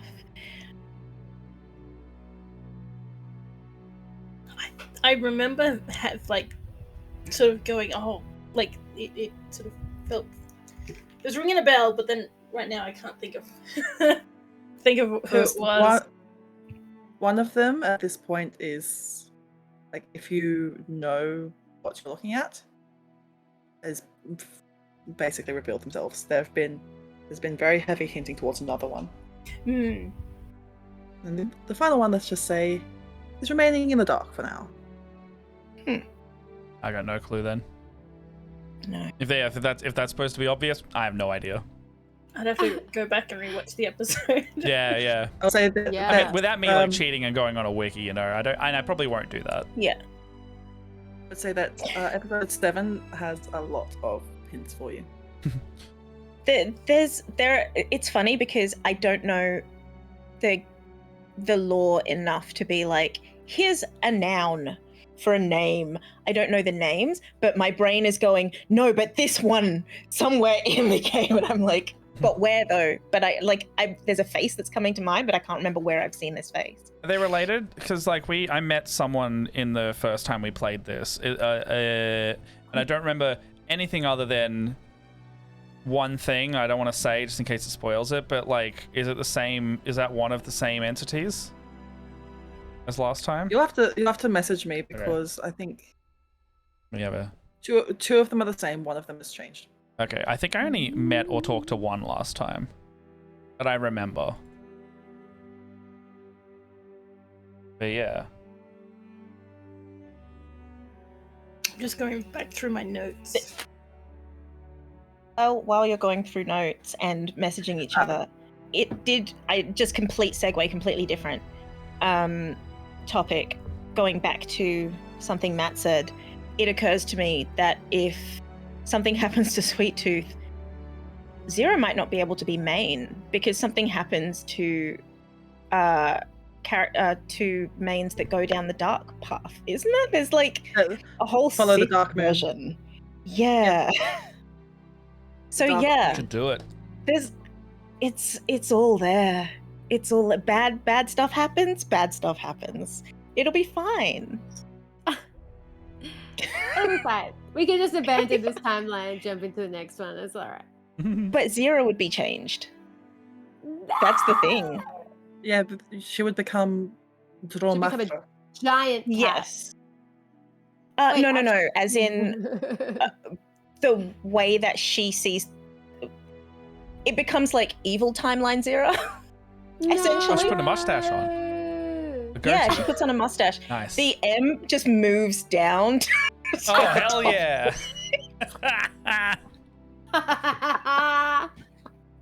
Oh, that's good. Good. So you always know how good she is by how far up that M is. If it starts to creep down. Oh, that means when you furl your brow, you get a little evil because you're grumpy. Yes. Perfect. When she's hungry. She's Mario. And she turns into Though she turns into Wario. It's a Wow. me. Mario. Wazira. Yeah, that's the thing. If the M moves down, then we still have a chance. But if it flips up to be the Wario, we're screwed. Yeah, we're screwed. Game over. Wazira. Who am I? I'm a Mamiya, and a Mia is a Mario. It's a Mia, a Mario. It's a me, My a favorite Chris video and of all Pratt. time. Already. Yeah. A Mia, a Oh, Mario. I'm That's a fucking good- Mario. That's a good one, Pig Alec. Is that which character is most likely to open the gates to oblivion accidentally? I was going to say accidentally, not Crassius. Accidentally. Yeah. Maybe one of them's already done it. I don't know. I don't know what nothing Oblivion because is, and I at this don't ask point, I'm about my too afraid to story. ask.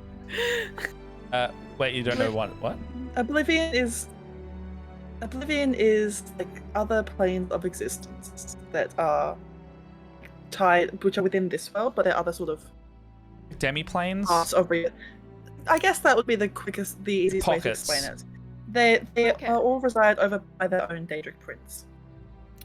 Their own world, Okay. pocket dimensions. Yeah, it's all.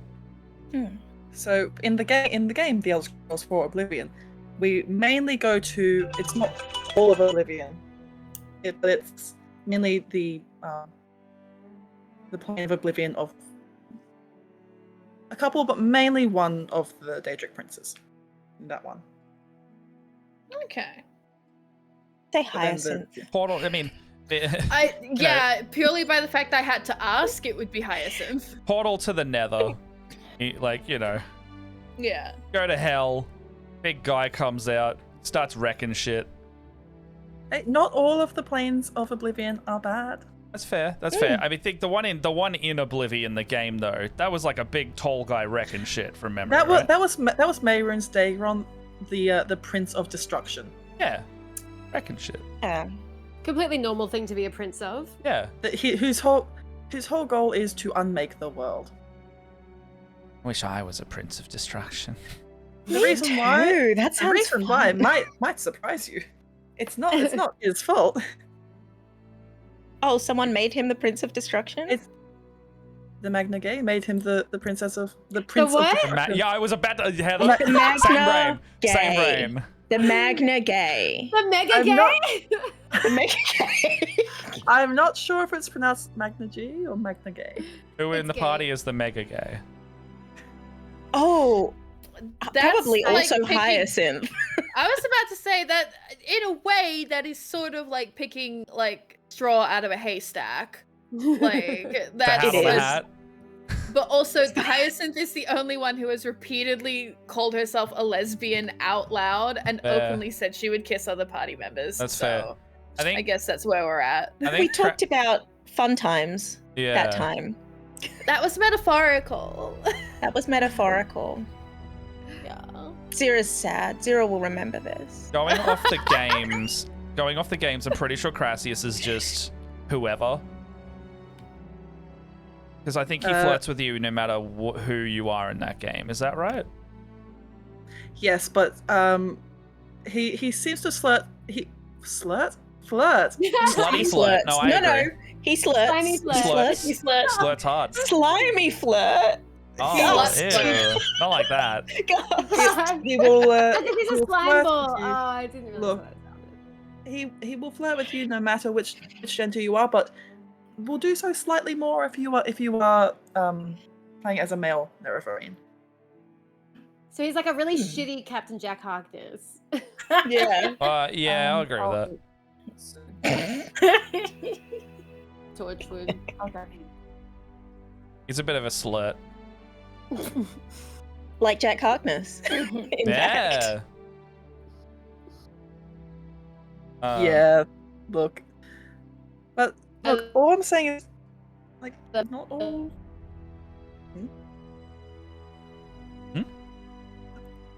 Oh, Heather just went a bit robot-y there for a moment. What I was saying was that not all Realms of Oblivion are bad, so Can we meet a good one that will help us solve all our problems? And cause better ones. Cause better problems. No, like, not cause you know, better problems. What? Yeah. Like cause problems like, oh no, there are too many sexy people in the game. Oh, I just have too much money Oh. coming out of my hands. Too much money. Oh. It's so everywhere. you want to find Sanguine, is what I'm hearing. that the Daedric Wabbajack Prince of guy? No, that's Shiragorath. Hmm. Sanguine is the Daedric Prince of Debauchery. Oh, wait. Yes. I recognize that Let's name. go. That's that would the be Rose so guy. Fun. That's the Yeah. Rose guy. So in another life, Crassius, back during Scrolls Foretold, which was Yes. the previous stream, Sanguine was one of your patrons. That was it. That's the Rose guy. That's who I remembered. But this time you don't have such luck. I'm very sorry to say. We got a process of elimination. He is Sanguine has such titles as Lord of Revelry, Blood Made Pleasure, He who tastes the shaven fruit. Oh, I could do that. Only the shaven fruit, though? Daedric Prince of Lust, Perversity, I've heard that Unnatural before. Sexual Relations. What's his name? Sanguine. Yeah, Sanguine. Sanguine. But he's all about debauchery, Oh, he has the. sex, drugs, rock and roll. Oh, that's it. yeah, Crassi would be all about that. He's here for a good time, not a long time. Yep, same. Who is it? Sheogorath is the Prince of Madness, though. Sheogorath is interesting because the Sheogorath you meet at the start of Oblivion is not the same as you meet in Skyrim. Oh. Wait, really? Yeah. The plotline of the Shivering Isles expansion involves. I'm sorry? Valkyrie- I'm sorry? What? Wait, what? Shivering Isles. That's the Shivering Oh! Isles. Oh. Is We his- heard shivering ass. We heard it. We heard it. Same brain. It wasn't just me, right? no, we all I heard heard You that. were so confident. Thank you. You're just like in the Shivering Ass expansion. Like, I believe Not them. like that. Shivering Isles. Woo. But the thing is that in that expansion for Oblivion, the hero of Kavach, which is who you're playing as in Oblivion, ends up becoming Sheogorath. And because Sheogorath was previously cursed, was a Daedric Prince of Order, Jigalag, who was cursed to then, after each time he reset Order, turn back into the Prince of Madness. But the curse is broken now, and they're two separate entities. And your character from Oblivion is Sheogorath now. All I remember from Sheogorath is it must be just a side quest in ESO and just cheese. Just lots of cheese. Just whole table of cheese. And they sound like a wine and cheese kind of Daedra. Yeah, he's just so much cheese. He does love cheese. Cheese for everybody. No, that's it. Cheese for no one. That's Sheogorath. I love cheese next time. Ooh, Matt, fun fact. You met him in Scrolls Foretold. That's what I'm saying. Yeah, that's the Rose guy. No, one of your players one of the guest players back in Scrolls Foretold was playing as a disguised Sheogorath. Oh shit. Yeah. All right. You know the Khajiit Bard that we had? Yes, that was them. The Dragons? No, Dragons was playing as Sheogorath. Yeah, I thought so, because the dragons are cats. Yeah.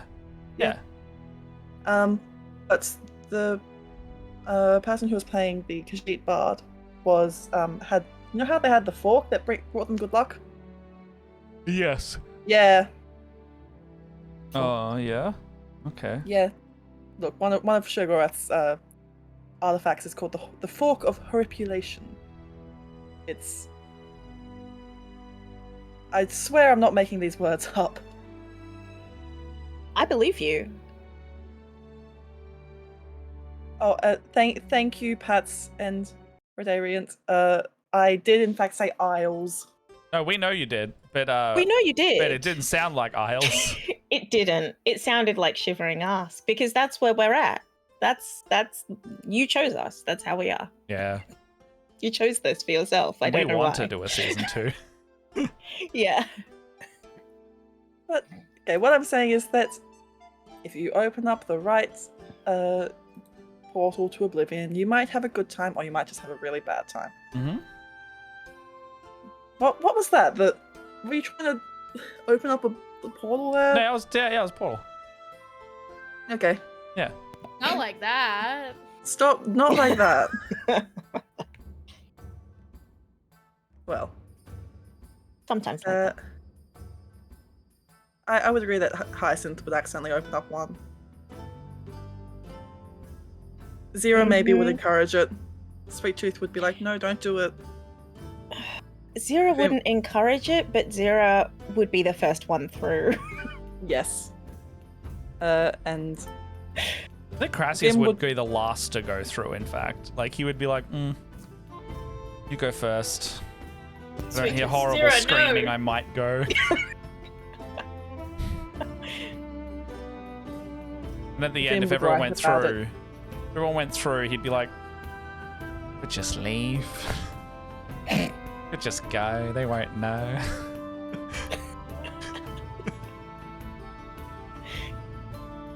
they would absolutely know. They would know, but if they couldn't get back, Ren would drag you through. That would be it. It's like he would come through only maybe of his own volition. Just like the first time with the golden butthole that we had to go through. Yes. In like episode 2, like the crack in the Yes, to Hot Lady's Sphincter. heaven lair. Our sphincter. Yeah. Our group sphincter. Yeah. It was not the heaviside layer. It was not a sphincter. Well, I have a meme that says otherwise, actually. It's Bugs Bunny, and it says our sphincter. Oh, that's right. The communism bugs. Our sphincter. That's right. That's right. I forgot about that. Yeah, so that's I've got historical records in these memes. I know exactly what's happened in this campaign. And I have how many images? Okay, so speaking of that, by the way, we have in terms of submissions, about 40 different ones. Wow. It's pretty good. So in terms of like us making them, Zoe drew a couple, Shawnee drew a couple, and then us just I did a few. and then Mott's got a couple in there, and then we've got like the fun facts everyone did, not including the fun facts, is 40. And then dumb shit we've said and or made is about 40. Dumb shit we've said and or made. I had a lot of fun making them. Making them and talking about them.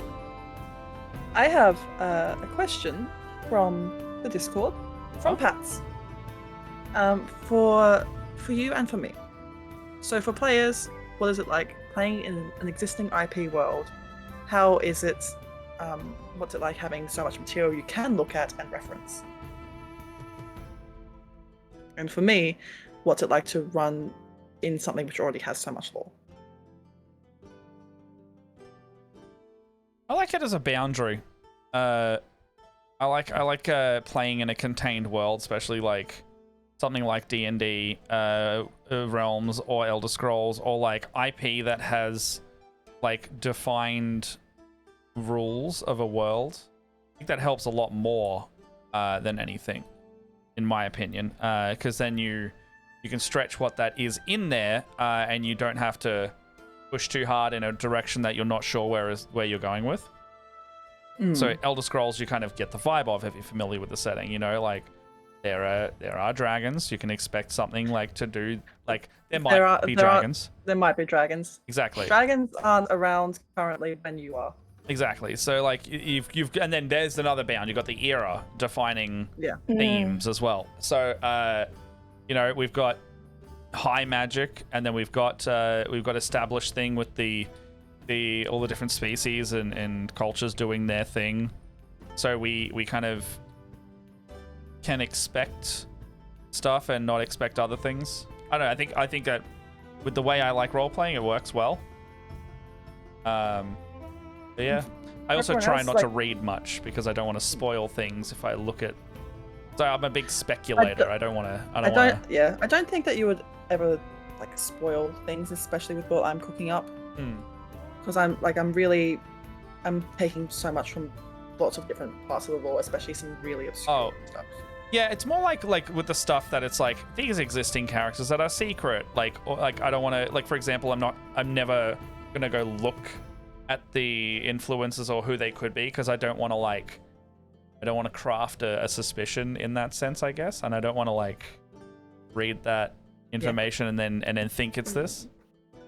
Well, we are specifically playing it after Oblivion, but before Skyrim, because there's about 200 years between those games. We're playing somewhere like just after the middle. It's funny because no, you go. No, I was just going to say, as someone who is not familiar with Elder Scrolls at all, it is very similar to like when I started D&D, and I jumped into a level 11 campaign, having never played before in my life, and I hadn't... Yeah, and I had not watched a lot of the because it was another podcast. I'd watched the beginning. I did not know what was happening, so I just jumped in as a level 11 bard, like, okay. And it's very like fun to do that occasionally. I think the best thing about playing in an existing IP but one I don't understand is when things happen and I see the people who do know the IP start freaking out. Like, every time you start saying words I don't understand, Lupa is always freaking out. And I'm like, yes, okay, cool. Yeah. Cool. This is something I need to write in my little notebook and ask about later. Lupa is my gauge of if something hits, I'm just like, Lupa? Yeah. Got it. Yeah, it is. It's very exciting. Just sort of like, oh my gosh, I'm in this world, and oh my god, this thing's happening. I'm like, ah. Very exciting. That's how you know you've done well as well. Yeah. Like when the little dog turned up and it's like, I'm Barkus, and I was like, oh wow, a dog. Oh, cool, a dog. And Lupa was like, holy shit, and I get a text from my partner being like, holy shit. I'm like, okay, I know not to Google this dog. It's just like the whole memory of like just that dog and like that quest line as well is just one that I always enjoyed doing, like playing in the game. So it was like for him to show up in our game was just like extra special. Like Yes. And he's not just been a dog. He's been other things as well in other games. So maybe he'll show up in other forms.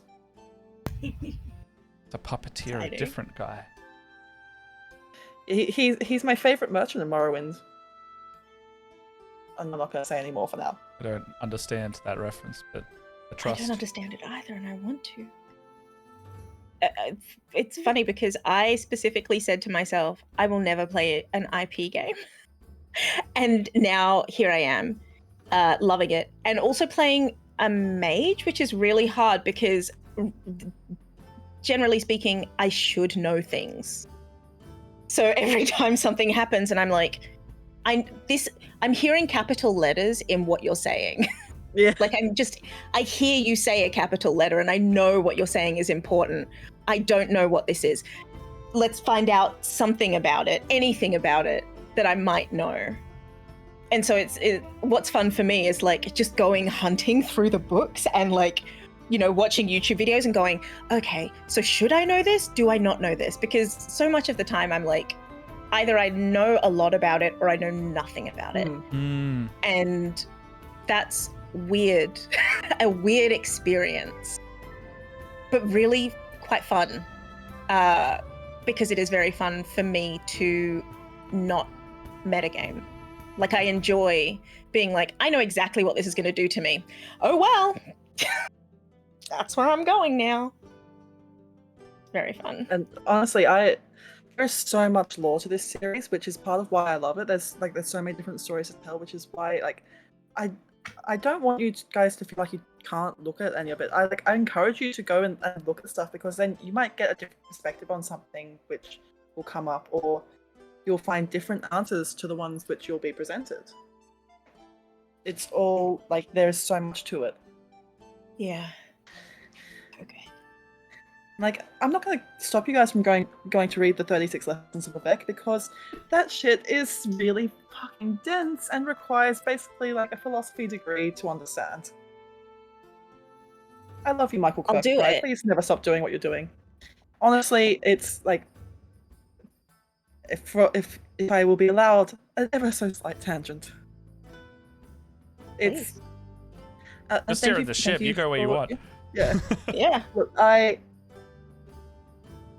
it's basically all poetry written from the perspective of Vivek. Him creating his own mythology around like his mythical birth and life and everything after having become a god. And so it's a really interesting, like, 36 different texts there, and it gets really weird and metaphorical at points, but then some of it's not metaphorical. And also he hides the confession, like his murder confession for murdering his best friend within it. Really glad that you said some of it's metaphorical and some of it's not, because I started reading them and then went, hang on. Yeah. Wait, what? What am I to get Yeah. into? What homework have I given myself, and how do I know what's true? I love it. I love unreliable narrator. Yeah. It makes me Yeah, happy. Love it. And so much of it is metaphorical, and like so much of it is like, it's almost like a fable, like an Aesop's fable of like this is the moral you should be taking from it. But then some of it is also clearly influenced by what's actually happened. And then you can, at the end, see there's a lot of regret where he literally hides. There's several instances where he's hidden his murder confession in there, but the final sermon, the start of the first letter of each of the lines, if you read it out, spells out foul murder. So good. So good. if you ever become a god, write poetry, apparently. Okay. But yeah, Good. I'll remember that. Thank you for indulging my tiny little tangent there.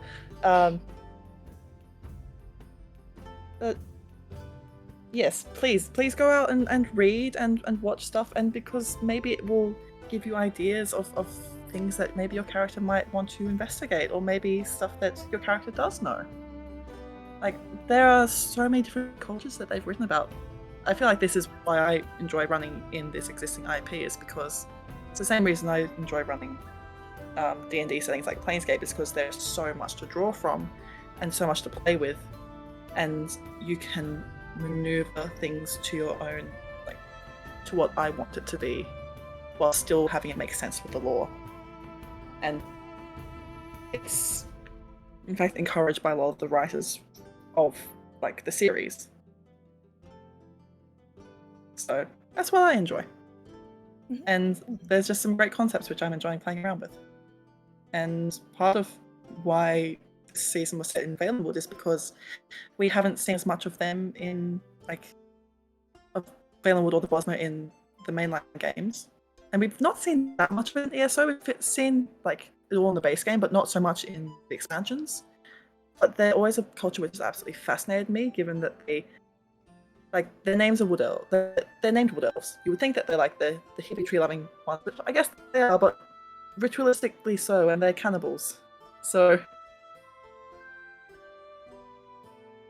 that old adage of whatever you do, don't look up what Bosmer eat after war. Is it more flesh? Is it? The corpses of their enemies. Yeah, it said the rot myth, Hey, right? Like, it's yeah. got some flesh in it. To They're do just otherwise trying not would to be waste. wasteful. Yeah, you can't Exactly. waste the meat. It's there. Yeah. And it's why I then use, like, all the leather and the bones You guys and y'all are like- everything. Y'all are like Kroot. Y'all are Kroot. You guys are. It's very similar. You fight your enemies. You eat them. Do you guys take on the traits of the enemies as well? No, but what happens is that they will fast before war. So, and it means that whenever they I'm sorry, shoot, could you repeat that sentence for me? they The will what before war? They will fast. Thank you. They Not fart, fast. That's They- afterwards because we eat so much red meat. I mean- was so confused. look. Canonically, there is a joke which wood elves find offensive about them having the worst farts. Auto That sex is fart actually- this time. Yeah, that's a joke. There's a joke that they don't like about Bosmer flatulence because they eat all the meat. And but they fast before going to war, and if they shoot to kill, then it is with intent, because they know they then are very aware of the fact that they have killed someone, because they have to consume that corpse within 3 days. I mean, they'd be like sparing Yeah. with who they killed because they're like, oh, I Yeah. couldn't possibly I'm have so another full. person to eat. Yeah, but it's also very, like, a religious thing. Like, religiously, they have to consume the spoils of war Did you take a and roadie? make use of it. I mean, people, it's not, they don't have to do it alone. Like, they Oh. will take things back to their families and have feasts. Okay, I thought this was like you have shot one person, you are responsible solely for No. eating all of them. I was like, man, that's a lot of food. And so if you were really good at killing people, you'd be struggling, you know? You'd be Smell from Dark Souls 1. Yes. Just rolling So- around like that. If one of us dies and Hyacinth thinks that she's to blame, It's a practice which has fallen out of favor more. It's definitely not as common nowadays, especially under ordinary rule. Which is a whole thing of, like, they're having, like, cultural shifts at the moment with basically their another colonizer. So if we go back to tradition, are the Thalmor tasty? I mean, I could always find out. They're probably salty. Yeah. I feel like they'd be I pretty would like salty. this.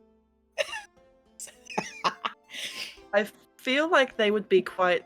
I'm actually thinking about that question. I feel like because they are very long-lived, they would be maybe a little bit like tough. Desiccated. Desiccated Thelmore. You really wouldn't want to eat them. You gotta use them as sprinkles. Sorry. I was going to say, let's take a 5-minute break because I think Heather was just saying they might have an issue with their mic that we're going to try and fix. But, Okie dokie. we'll go away for like 5 minutes, see if we can get that fixed up, and then we'll be back for a little bit more of this. Yeah, we'll see you in 5. In a little bit. Go take your meds, have a drink, go to the toilet.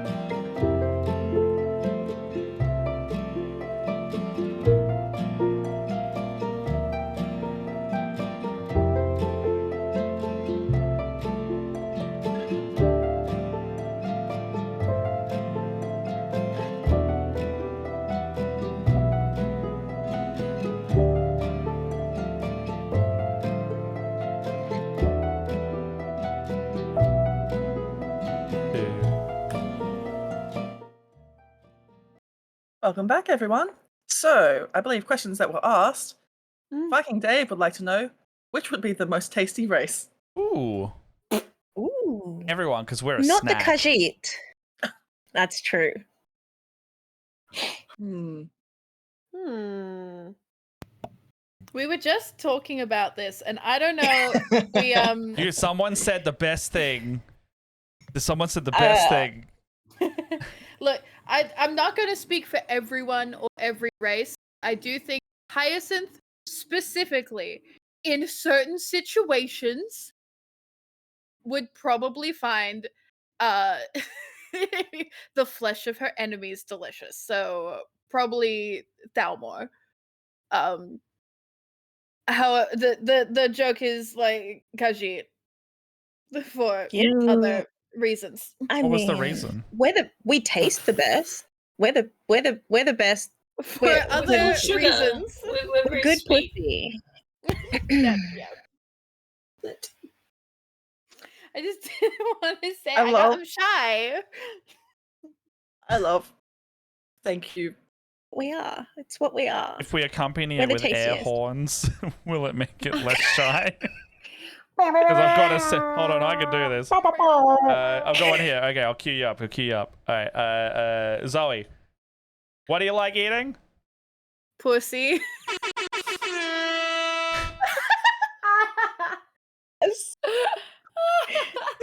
There we go. Uh, Correct. Correct answer. Welcome to Dragonbreak. Welcome to Dragonbreak. I'm so glad What a my real time to be name. Where isn't what on we're the breaking is internet. everyone's back. I need it. Oh my god, can we get a clip of that? Welcome to Dragon Egg. Not like that. Exactly like that. Exactly like that. I think I've actually thought too much about this question now. I feel like the Dunmo would taste almost like a little bit charred. Ooh, toasty. Ooh. Because they come from like canonically they used to be high elves before they fled the Somerset Isles and went to Vardenfell and Morrowind. Then like eventually through some sort of shenanigans they were cursed by Azura to have like their golden skin turned to ash like from the volcano and eyes red like magma because like Red Mountain is an active volcano. So I imagine that it would be quite like a succulent meat, but with that sort of like burnt ashy taste to it. A succulent Dunmo meal.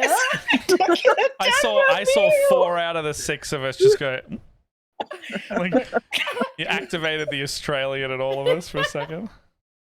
What is the crime? This is democracy manifest. R.I.P. R.I.P. R.I.P. in peace. I love to torture our DM. I think that, and I'm not just saying it because you said you like to torture me, but I do think that Argonian would probably be the most palatable because it would basically taste like crocodile. Yeah. I was imagining like catfish, like swamp. You know, have you Also, ever seen people go like hunting for catfish with their hands? Yes. I Also, watched Maddie Matheson do that. just saying that if you like the taste of elves, apparently you know that sea elves exist. Oh, fishy. Fish. You have a seafood version. I love it. Tasty races. I also think that we can quickly answer a question from a Chantel B. Yes, where's that? Saying, a question: where does Vim get the squirmies for his pillow, and do they enjoy snuggling up at night? Vim collected them from the swamp. Kind of. Vim is Shrek. All of them are named Shrek. And I don't think the centipedes enjoy it because they're like, what the fuck? They're getting mushed. But I think, yeah, I think, maybe I think they do enjoy it because they probably usually like live under a rock or something, and they're like, rock. They're like, this rocks. Um, but I think, um, yes, they're like a souvenir of home. They're to stop him getting homesick. Um, and so he can sleep easier at night because it's kind of like he's sleeping at home. And so he collected them from around the swamp. He had to make sure to get a bunch of them like from the same area and not like mix feuding parties of centipedes because he did document all of their lives.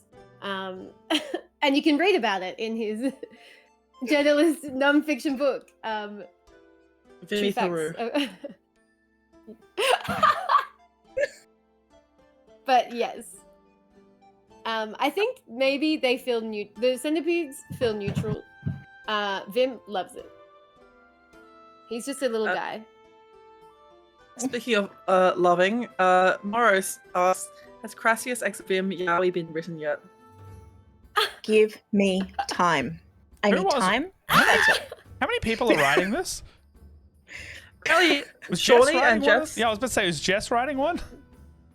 We're gonna have our own. That'll be how we all know we've made it. It'll we're be gonna like have a a- little category on AO3. We're gonna have a published Just wait book. till there's extra books in that wiki. Let's say, Brian David Gilbert's gonna break down that one and add it to the list. Absolutely. We need to single-handedly revive Unraveled. need to break down the homoerotic subtext. It's not even subtext. It's text. Text. Canon law. Text. There is literally no text, and I love it. I know people who use subtext and they're all cowards. Yeah, just say you want to fuck like normal people. Forget subtext. We want top text. Go for it. Someone. Top text, bottom text.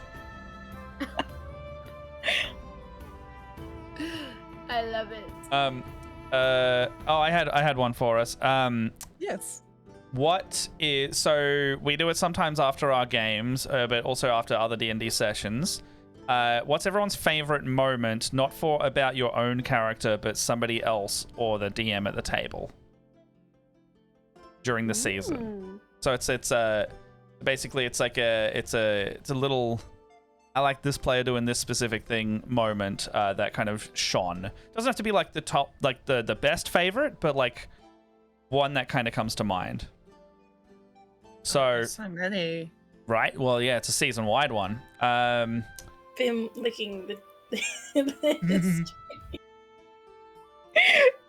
Stop licking the history. Iconic. Such a moment. We have a command literally because of it. Exclamation mark lick. Yeah. Can I get some licks in the chat? Check out these fresh licks. It's less up. like Lick that. up. Oh, and also with your favorite moment, everyone now has to say a nice thing about the person that they have chosen. Thanks, Pat, for the compliments. No. Oh, also, we have a rule on this channel where if you are given compliments and you don't accept them, they start again with a different compliment, and it will keep going until you earnestly accept them instead of squirming. I see Moth shrinking like a It is- turtle. I can tell you now, it's been like however many years I've had that there, and I hate it every time. Anyway. I mean, for me, it's lots of small moments, like just little inter-character interactions. Like things like Ren deciding to knit a scarf for a jumper for Hyacinth after she's really going through it. Yeah. Or moments of like Sweet Tooth and Vim talking and Vim like opening up a bit to Sweet Tooth, or like people opening up to each other. Just those moments where the characters get to have an effect on each other. I love those moments. Just where I can sit back and watch you guys play out the story and play out the characters.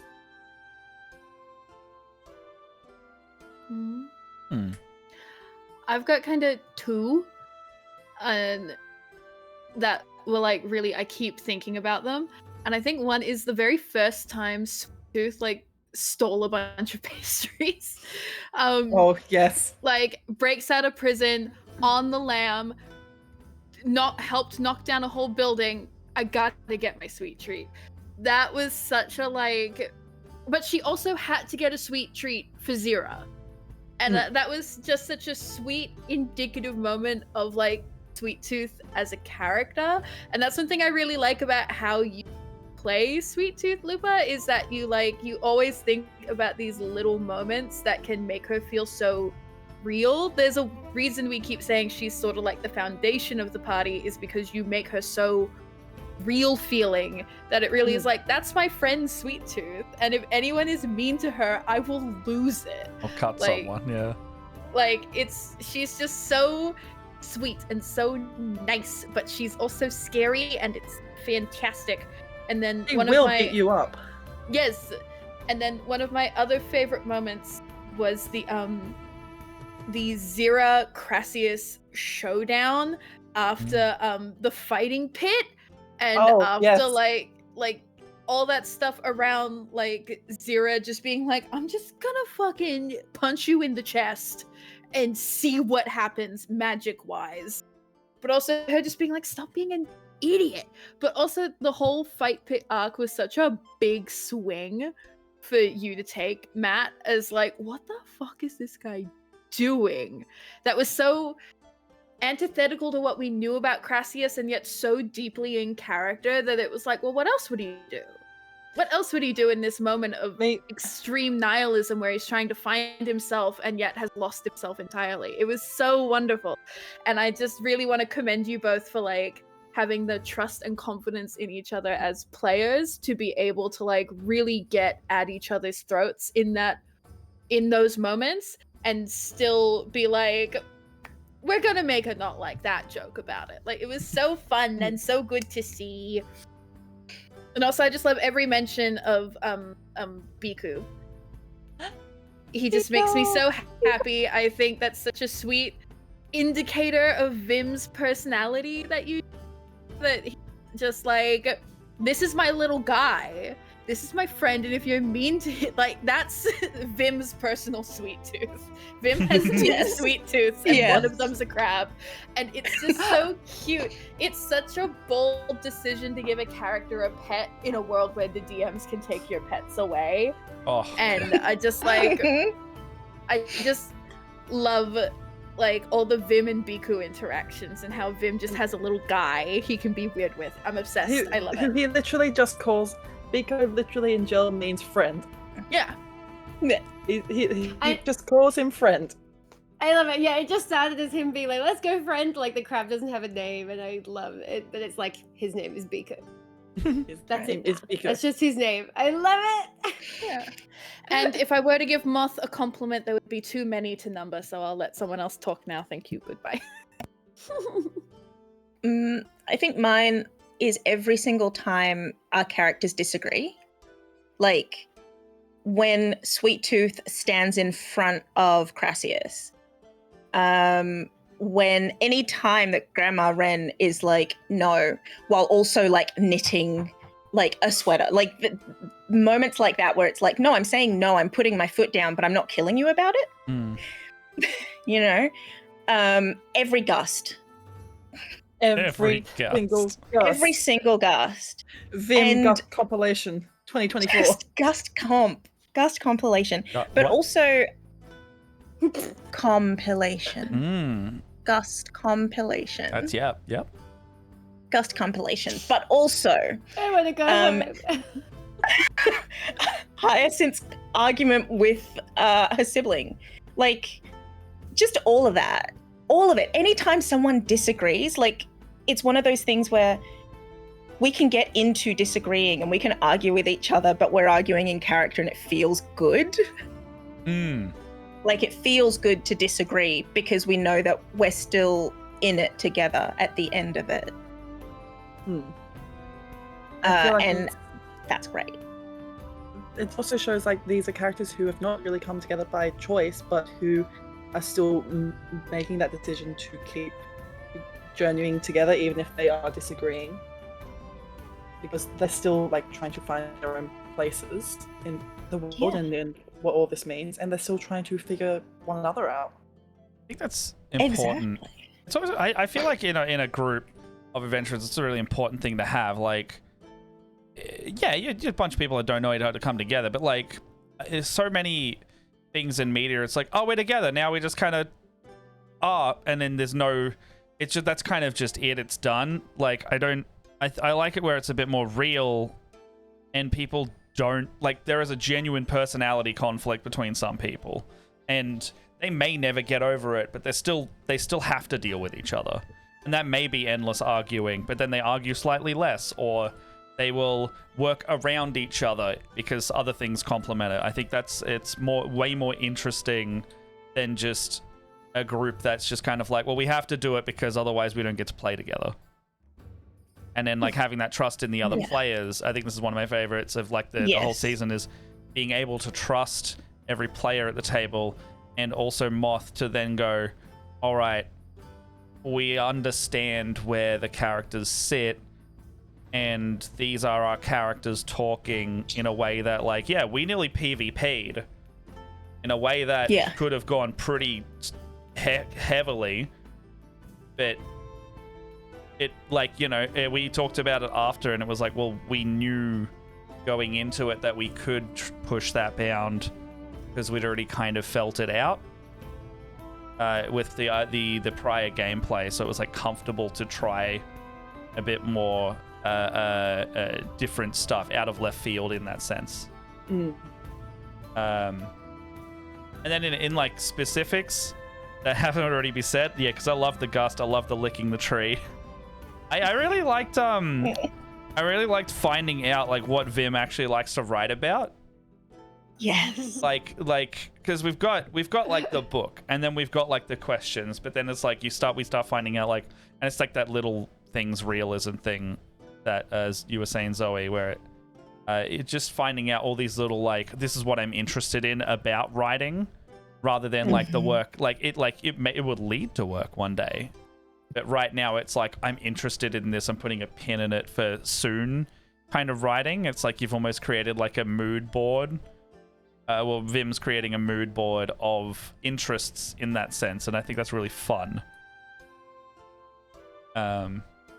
Yeah. He's a serious investigative journalist. Yeah. Moth, I love how you're not afraid to pull punches. You pull them and you do it, and then we have to figure it out. And you just let us sit there and figure it out, whether that be touching a hole or like fleeing.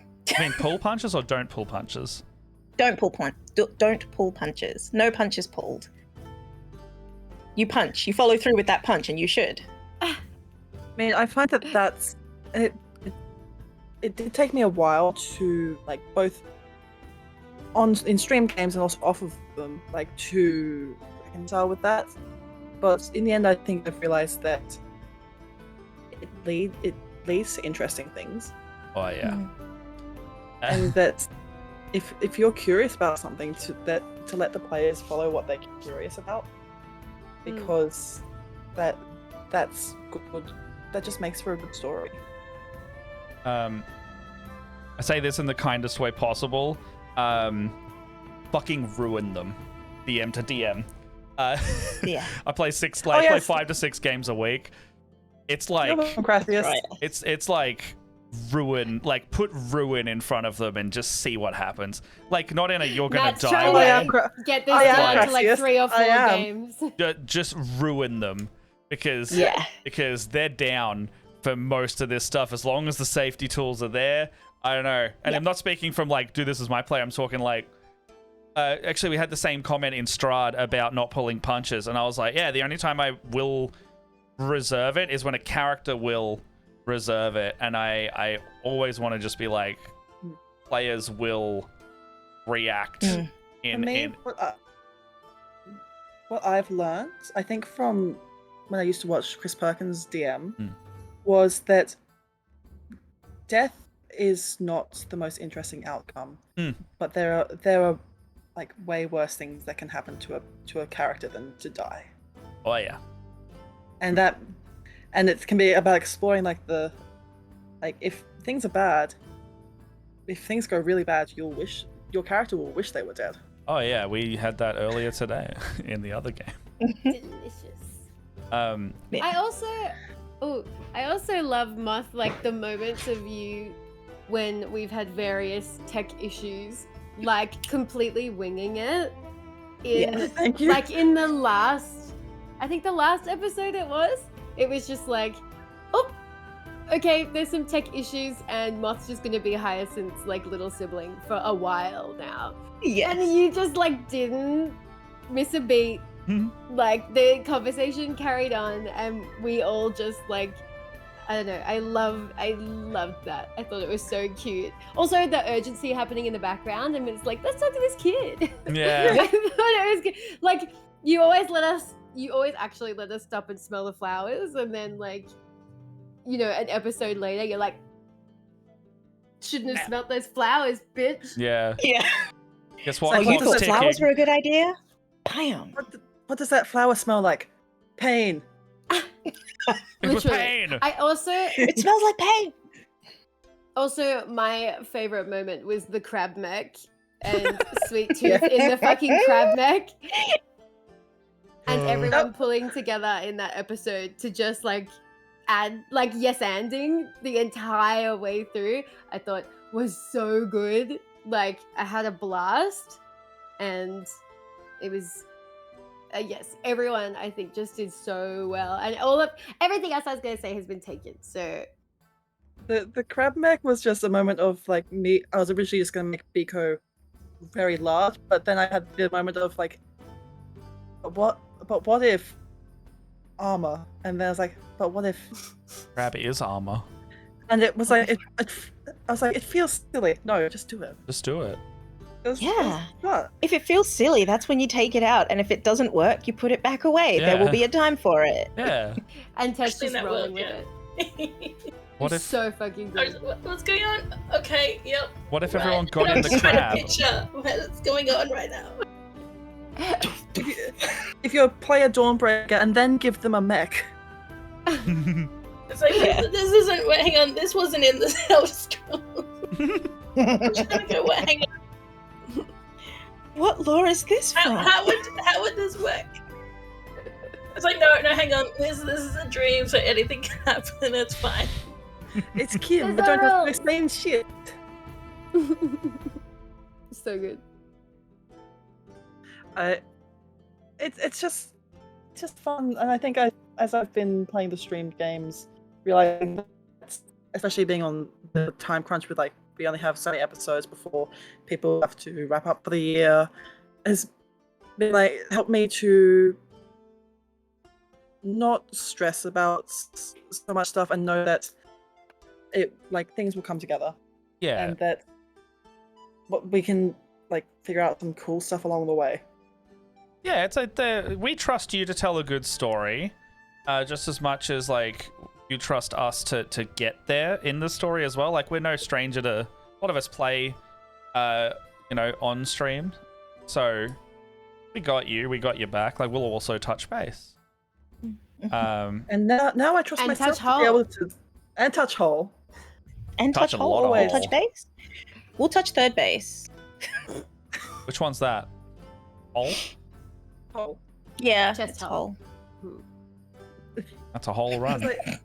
Thanks to this season, I do feel more confident. I trust my own ability to be able to deliver a story like for you all now as well. Hey. Yeah. Because I was so nervous at the start of this season, and like even a couple of episodes in, I was like, "Oh my god, am I doing it right?" But it lessens. I actually really liked in that last one when the Sylvanar had died, because we sort of had not so much made the mistake but didn't pick up on something, like there was consequences to actions. Yeah.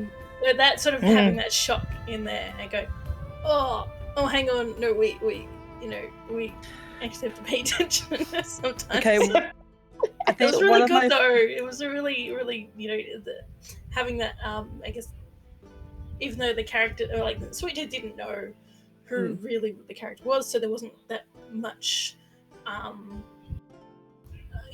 feeling of who for that character, I guess. But it was still, this was an important figure, and they've just died, so there was still a big thing that happened. So it was really cool having that. What's another thing which I really enjoy, one of my favorite things was, again, always your reactions test, but for this one, like in real time, seeing the realization of, oh, we got the Hiss vision wrong. Oh, it wasn't attacking. It was never going for her. It was a bit more metaphorical. And that's what I love. That's what I love, because firstly, I like the riddles and puzzles and stuff. So like to sort of go, oh, hang on, we got like, just having that realization after and go, oh, hang on, no. But yeah, so that's what I like, having those in there. So that was really cool. It's that's the kind of stuff which I like. That makes me feel good about what I'm like doing for you guys, because it means that like people are seeing it and like it's being picked up on, even if it's picked up on too late to be acted upon. That's tasty though. I like that. That's a more. Spicy meatball. And that's a good spicy meatball. storytelling. Meatball.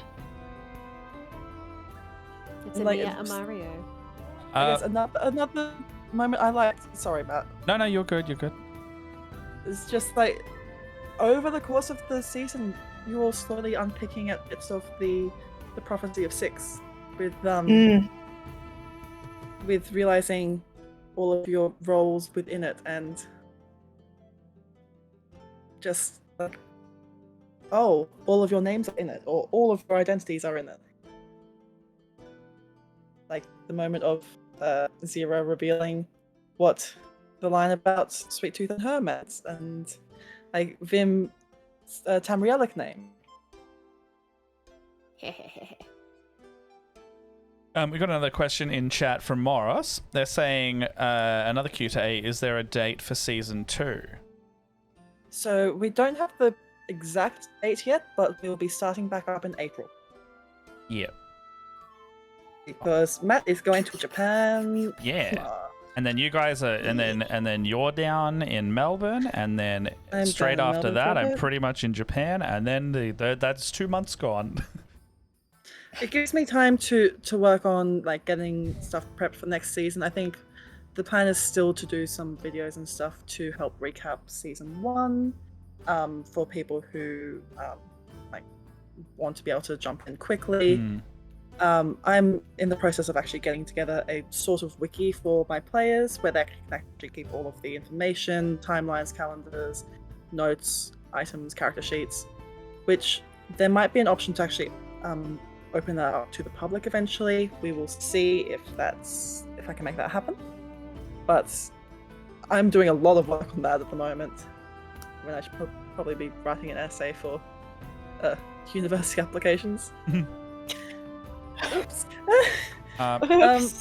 Just send them the wiki and be like, look. Yeah. Like, I'm sorry, I don't. Recap. Morris and I are speaking our own language right now. I understand what you mean, and I respect that. So looking at dates, the earliest we'd be back would be the 2nd or 3rd week of April. Earliest. So we will see. I had one for you, Moth. Yes. So you're DMing a bunch of sicko mode goblins, if I was to be frank. And what was the? To be frank. Yeah. So what was like the most, like, there'll be moments where you don't expect players to do things. What were like 1 or 2 completely left field things that you saw someone here do? I'm trying to remember which episode it was. There's always like you want to go to A to B, but at what point did someone go to like Z instead? I feel like I think it was session 4. Cress was starting to go to the Fighters Guild, and I was like, oh, he's going to go to the Mages Guild to try and figure out some of his magic. And just be like, and then Zira touching the hole.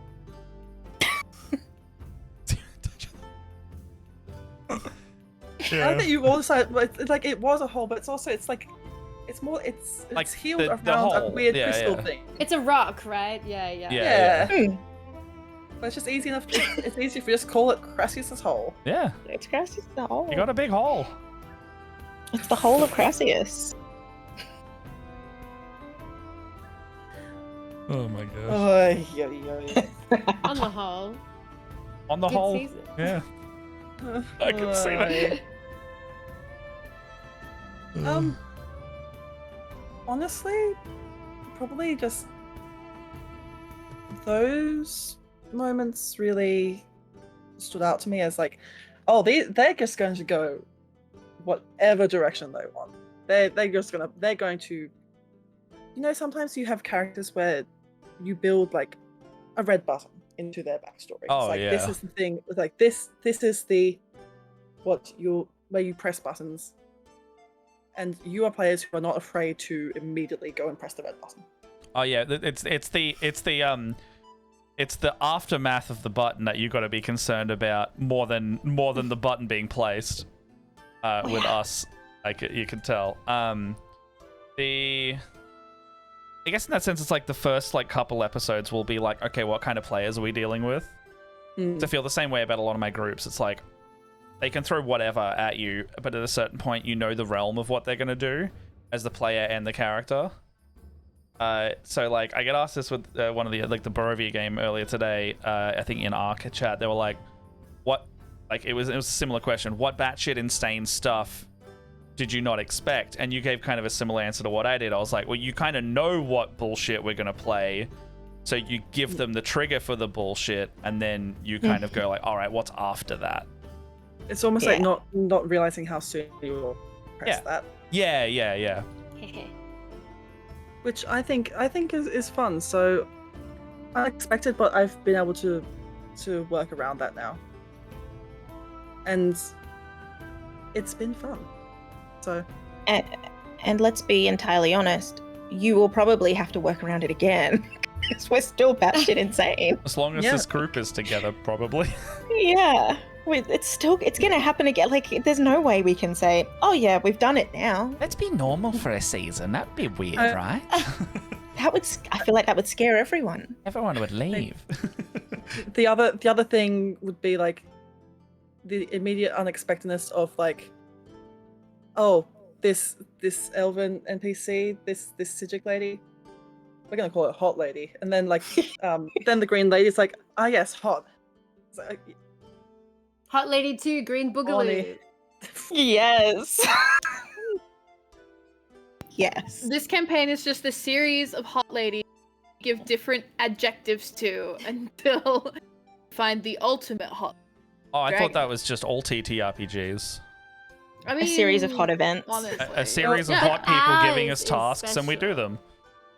gonna say that whilst the Green Lady is always a lady, Sylvanar's not always male. You could get a hot lady Sylvanar next.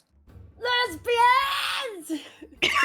Let's go.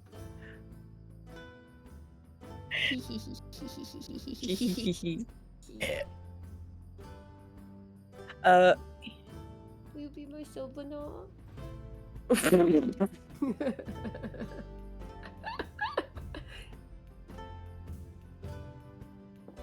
There's so much, and I think that each time you all surprise me with sometimes unexpected actions in a way which makes me have to adapt on the fly, which is not a bad thing, but also sometimes unexpected in how switched on you all are and are ready to question what is being put in front of you or what has been shown to you all within the game so far. And I could not ask for better players. Like, you're ready, you've got the curiosity, and that makes me so happy. It makes me feel like I'm doing something right. It makes me feel like, okay, people are enjoying what I've laid out for them. Yeah, we're thirsty for more whole stories. Mm-hmm. God damn it. I got a face palm in each corner of the window. That was amazing. Yeah. Just like, thought-provoking stuff. Thought-provoking stuff. Thought-provoking holes. Now, I have a last question for you Hole-provoking all. stuff. Oh, for fuck's sake. I have a final question before we wrap up. Is from each of you, what's something that's maybe you're interested, your characters want to start poking at next season, or what's a mystery that they might want to solve? Holes. I was gonna say I have a pretty obvious one, so I'm just gonna leave mine as is. Hard mode. It can't be hole related. Can't be to do with Crassius's chest. Insertion. Chest cavity. Oh my god, Morris, yes, absolutely. I would say what the hell happened to my brain? What spell was that? Actually, I know do we know what spell it was? It was. Gish. Yes. Oh, that's right. Yes. So Is that the spell that you meant, or do you mean what's happening? What the hell's happened to your brain with everything else? No. Those are all hole related, so I have to go with that one. Whether everyone recognized the spell, or was it just we just saw him say command and? Isn't it a rule where only if it's in your spell list can you try recognize it? Or am I getting that wrong? I don't know, but Hyacinth was the only one close to you Yeah. at the time. I think there was a roll, Do you want me and to I show don't that think off, I by the way? rolled Yeah. hard enough. Yeah, go for it. You didn't roll hard enough. We didn't roll hard enough. I've spent the last 3 hours just drawing, and that's what I've ended up drawing. Matt's gonna I'll bring it up in a sec. You guys keep talking. show What's it. it called? What was the question?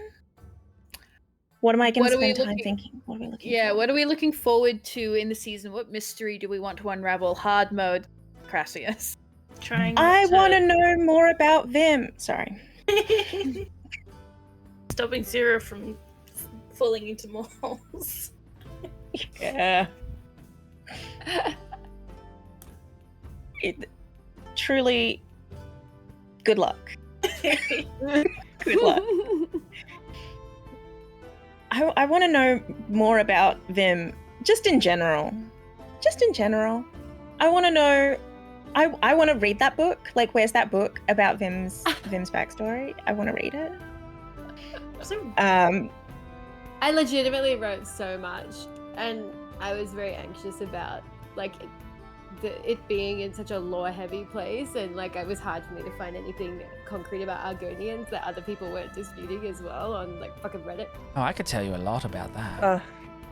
And I wrote paragraphs, and then met Crassius, and all of it went out the window.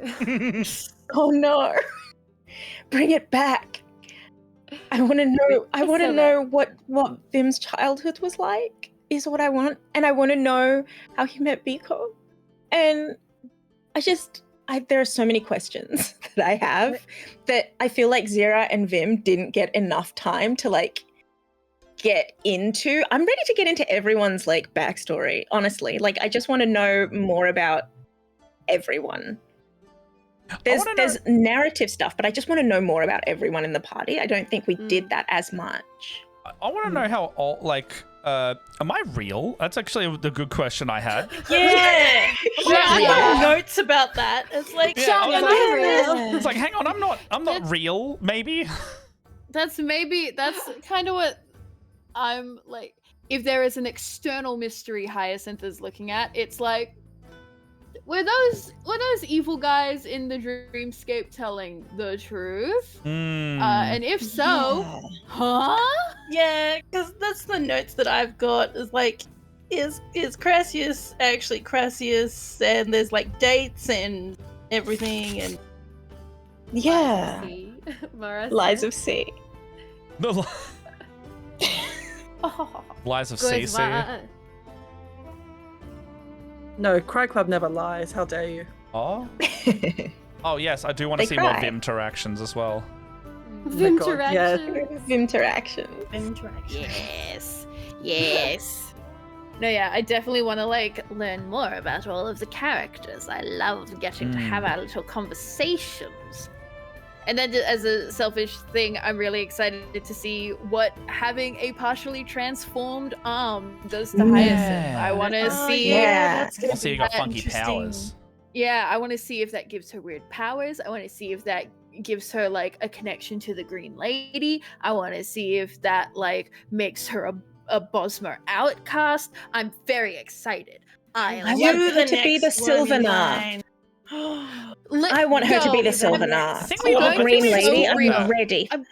I'm gonna be so real. There was a point where Moth was explaining what a Sylvanar and especially what a Green Lady was, Yeah. and I was like, no. It's think- too main character. We have It's the too main- main character syndrome I think for this to be endgame Hyacinth, but I'm also like, I think we talked about it at one point during that episode. I think someone, I don't know if it was me or someone else, they were like, "Why don't you do it? Why not?" I think we did. Did we discuss that?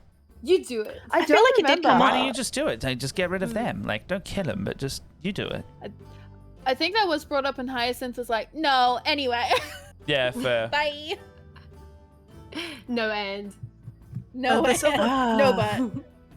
The Sylvanar is an entity which is chosen by the Green. So the Forest of Valenwood, or perhaps Ifray himself, or it's chosen. It's weird, but someone will come of it.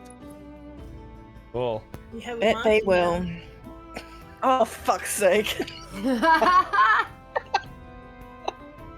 Not like that. Not like that. The more That's gotta be- complex that's the gotta be- lore gets, the worse the jokes get. Is that like the Yeah. final episode title of the whole series? Just not like that? Not like Or would it that. be? Like that. It is like that. But it's like switch Like- from the just Matrix. like that. Just like that. And just like that. Oh no! I dropped my fidget. We're Sex in the City too. And just like that, Vim fully turns into Carrie from Sex and the City. So, I think with that, we should probably start to wrap up. But probably we'll start teasing some stuff for season 2 soon. I've got some stuff which I'm definitely keen to get out to get you all prepared. Oh God, Morris, we don't have time to debate that. We do not have time to debate that. We only got can't 9 debate minutes who's left. Carrie. But if we end on something, it would be I have with the ideas I have for season 2 so far. I'm trying to think of a few words to describe it, to leave you with something. What's Delicious? What's I think. 2 words to describe the next bit? Oh, I'm thinking of things which I can use as a little taste test there. But if you want to use words to describe what you're looking forward to, or use your brains. Hey. Want everyone to try moon sugar. We'll just try and sprinkle it on everyone's food. Just I'm ready for a no consequences. High oops. Time Just 2 out. words? Moon sugar, his sap. Yeah. Just 2 words. Whole everyone. Not Everyone holes. Everyone gets, the extended, everyone gets a hole. Just this once, Rose. Everyone gets a Everyone gets. For a treat. Sorry. That's so the sorry. campaign, It's been a long everybody. day. That's it. My Oops, all whole. the 3 words I would have to describe what's coming up in a very sort of very vague sense is moons, memoli, and mantles. Oh no. There's the Looper reaction. There's something there. Oh, I there was was watching me Looper. I reaction was watching too. Looper that whole time. Like, what's going on there? But like the moons is like this big Khajiit thing. So The moons that's and the why- mantles hits for me, and I don't like it. Oh, we're I gonna think have you to- should take it We're away. gonna have to blow up those fucking moons. I swear to God. No. I was right. Oh god. Oh god. What was the second one? I didn't get that. I've recently Molly. chat. It's in chat. Oh, you read it. I don't know the second one, but the Yeah. third one hits me in the owl place. Oh. Please, I am afraid. So we've got the Nemoli, also known sometimes as memory. Oh. Mm. So it's the triple M season. The MMMs. Things Tasty. that make you go.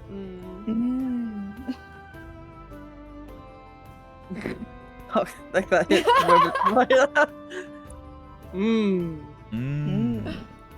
Mm. Mm. Mm.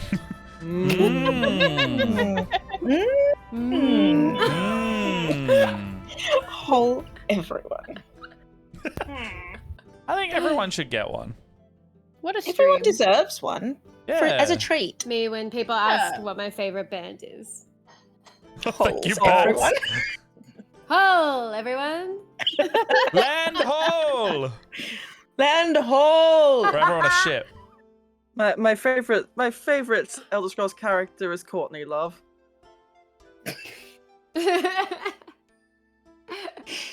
Unrelated, but did you know Courtney that Love, she you know that she wrote a manga? I didn't. I did not know that. Is it I'll tell fantastic? you all about that. I had it Another I had time. it and did not realize that it was her who wrote it when I was a kid. And it's like, looking back at it, it makes a lot of sense. It was also basically semi-autobiographical. Of I course got it more was. reading to do. And you know what it was called? Princess I. You know what I means? Love. Love. Yeah. Anyway, Oh! that tangent over. The art looks beautiful. Anyway. Yes. Anyway, that is our Q&A. So we'll be back in April. We'll keep you apprised of dates. If you want to stay completely up to date, follow Split the Party on social media, join the Discord. You'll get updates of when we're going back, as well as some tasty little treats that we'll figure out for before the season 2 premiere. Yeah. Moth, Or else.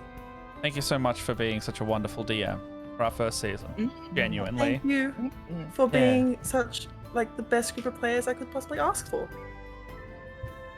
And then where can we find you and what have you got going on? Me, I am Scarlet Moth. You can find me on the internet at that Scarlet Moth or Scarlet Moth. At the moment, I'm working on. I'm not really working on any cosplay stuff at the moment, so I'm just working on stuff for Dragonbreak. I'm working on stuff for a university master's application. I'm doing little bits here and there, so. That's just me for now. I'm sure I'll get back into doing other stuff soon. And where can we find the rest of you? I'm gonna start with Zoe. Me, hello. You can find me mostly on Instagram at _Zoe_Elizabeth _. I'm also on Blue Sky sometimes at I think it's Zoe Elizabeth 42, something like that. If you want to see me out and about, keep an eye on my socials. I'm doing a lot of photo walks this month. I am dedicating Oh, yeah. myself to walking places and getting my photo taken. So you'll probably see a lot of content. If you want to see me in person, I will be at the Game Expo at the end of March. I am a cosplay guest and I am judging the cosplay competition. And for anyone who didn't see the announcement, we are actually one of the only competitions in Australia, or at the very least in Victoria, to have an intermediate and master's level competition. So it's going to be really, really cool. We're going to have cosplayers of all different levels. It's going to be absolutely sickening. thing. I'm really, really looking forward to it. I'll have a little table. I'm gonna have merch. I'm gonna have a lot of stuff going on. Please come by my prints. Thank you. Yay! You should absolutely do that, especially if you're in Nam, or even if you're not. If you're Yes. going to Nam, do it. Do Yeah. it. Do it. Do it. Please. Do it. Johnny. I am Chantel B. You can find me on pretty much everything as Chantel B. As far as I'm aware, I'm very searchable, very unique name. I didn't choose it, so I can say that. I don't have anything, as far as I know, coming up immediately, but I'm around. So check out socials. I'm around. I'll see you, and you'll see me. And then we can talk, and it can be like this romantic walk along the boardwalk in Paris. Be really nice. For a split second there, I thought you were going to be like, I'll find you. You'll find me. I'll find you. Like, just like turn. That's where it went in my head, and then I went, no, we're going now. I heard We're it. going gentle. I heard gentle things. Yeah. Sometimes it can be that way. I will find you. There you go. So you can run and tell that homeboy. Run and tell this. I'm sorry, I misquoted it. So you can run and tell that. Tell run that, and yeah, tell- tell that. Yeah. Look, I'm sorry, my brain lives in the 2010s. Yeah. Tess, where can we find you? Oh my god. Hi, fiance. You can find me on Twitch, Twitter, Blue Sky. I'm trying to get onto there more. Insta as Wolf152. I kind of had like a good break over that Christmas, New Year's, January sort of thing. So just trying to get back into things now. Red Dead RP sort of like they're starting a new season coming up in February, so I'm going to create a new character for that. Pretty exciting. just starting again. It's all nice and fresh and everything. So yeah, but yeah, going to start up with some streams again soon. Just gonna pick which game to play, but yeah, you'll find me most places, most social media places. Yay! And we should definitely play some ESO sometime. Yes, I Hey. Can we though? Can we PlayStation, actually? Team ESO. We can actually. I think I have it on Steam or PC or something. I was gonna say that one of the things that I've got planned for before we start up again is like, if we get a group together in ESO, like taking people, doing a stream and taking people around to some of the locations from season 1. Yes, We can do a tour. Do a little create tour. That would be characters beautiful. and run around. I would love Yes, that. you can make your characters. Yes. Yes. I love this. We'll make it happen. Next we have Heather. I'm Heather. You've done things since last we played. I have. We released a single. It is called High Voltage Anxiety. And Slaps. I'm very proud of it. Our new music is all completely self-produced, and we're completely independent, which slays. So no record label, we have no team, we're self-managed. It's all us. We do have something in the works as well. Very soon, there might be, who knows? We might release, who knows what? A band. We won't tell you. A band gonna release a music. We could release brand new philosophy. Who knows? You can also find me as Hannah in Day Job, which is a web series. I feel like searching Day Job is very vague, but it's Eyeball 2D, and you can find us on YouTube and TikTok, Twitter. Usually, Eyeball 2D is where to find it. It's very cute. It's got that Australian government funding, doesn't it? Yes, it was part of Fresh Blood. That's right. Yeah. And now, yet another independence. So yeah, there's like little sketches that drop occasionally. It's very, very cool. It's directed by someone who is on the Smiling Friends team. Paul is very, very cool. I've known him a long time, and his art is great. You can yeah. find me pretty much nowhere at the moment. Behind you. Probably. I was inspired by Shawnee. And that's me. But yes, stay tuned, please. #StreamCrackClub. You can watch the video on YouTube that we also directed ourselves really and edited. Yeah, lots of fun. It's really cool, you guys. Also, in the streamer chair, we have gamer grandma Renvaleth, who was G of D, who you can find at G of D on most places on the internet, as well as on your TV screens on ABC, hosting Good Game. Not the raid. Oh my god, we got a raid. Now, hey. Also, Raiders. Matt, you're muted.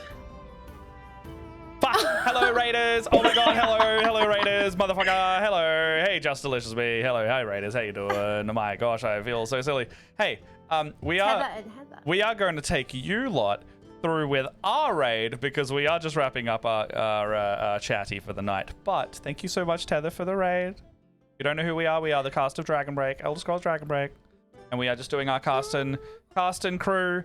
Campaign and cast, that's it. Recap Q&A, and then we're going to keep hanging out. But thank you for coming. Thank you very much for coming. Unfortunately, some people have jobs that need to go to bed. Not me, but other people do in fact need to go to bed. I would keep asking questions all night if I could. I'm gonna make bad gaming decisions after this. Hell yeah. Yes, correct. Don't do it. All right. Well, I guess. Yeah. Hello. You. I'm Matt. I usually you see me around here. I am a professional DM and full-time content creator at this channel, Split the Party. Thank you. Consider subscribing. Consider sticking around. We do a weekly. So this campaign has just gone on break for season 1. We'll be back sometime in a few months, possibly April. We're looking at. However, we do have What We Do in Barovia, which is our Curse of Strahd D&D stream, which will be on again Tuesday next week, 10 a.m. Australian Eastern Daylight Time. In the wake of this one not being on for a little while, Jess and I might be doing some little couple games and one-off stuffs every now and then, or we might play Slay the Princess. I bought it for you. I've got that on the list. We've got doing a lot of coupley games or one where we can kind of make decisions together. So we've got that. We've got maybe some ESO happening in there from time to time, or on a night that everyone can do it. And then also, gosh, what else is there? Oh, we paint minis and do lots of hobby stuff if you like what's behind me. So come and hang out on Thursday mornings. If you like Elder Scrolls and want to see us play, then season 1 is up on the Split the Party YouTube.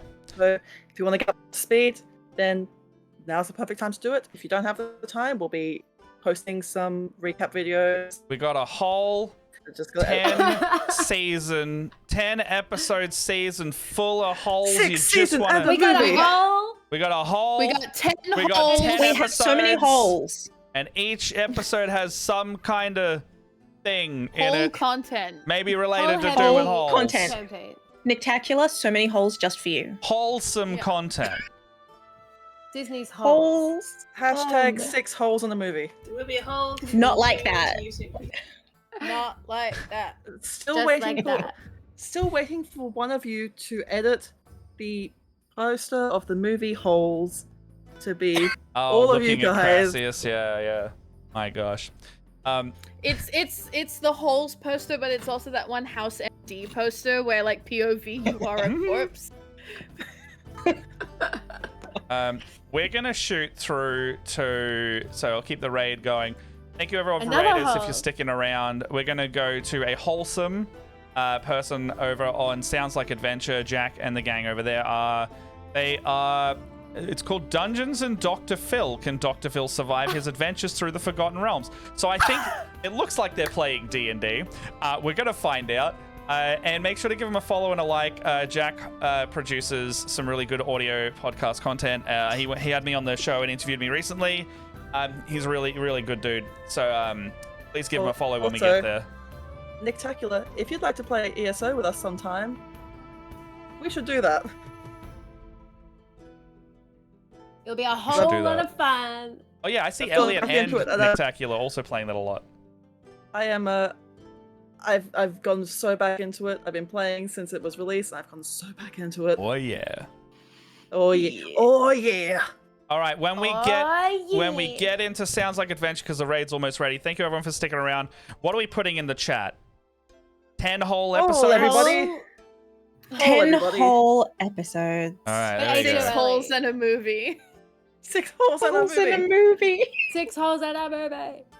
So 10 whole episodes finished. Oh my god, I can't spell.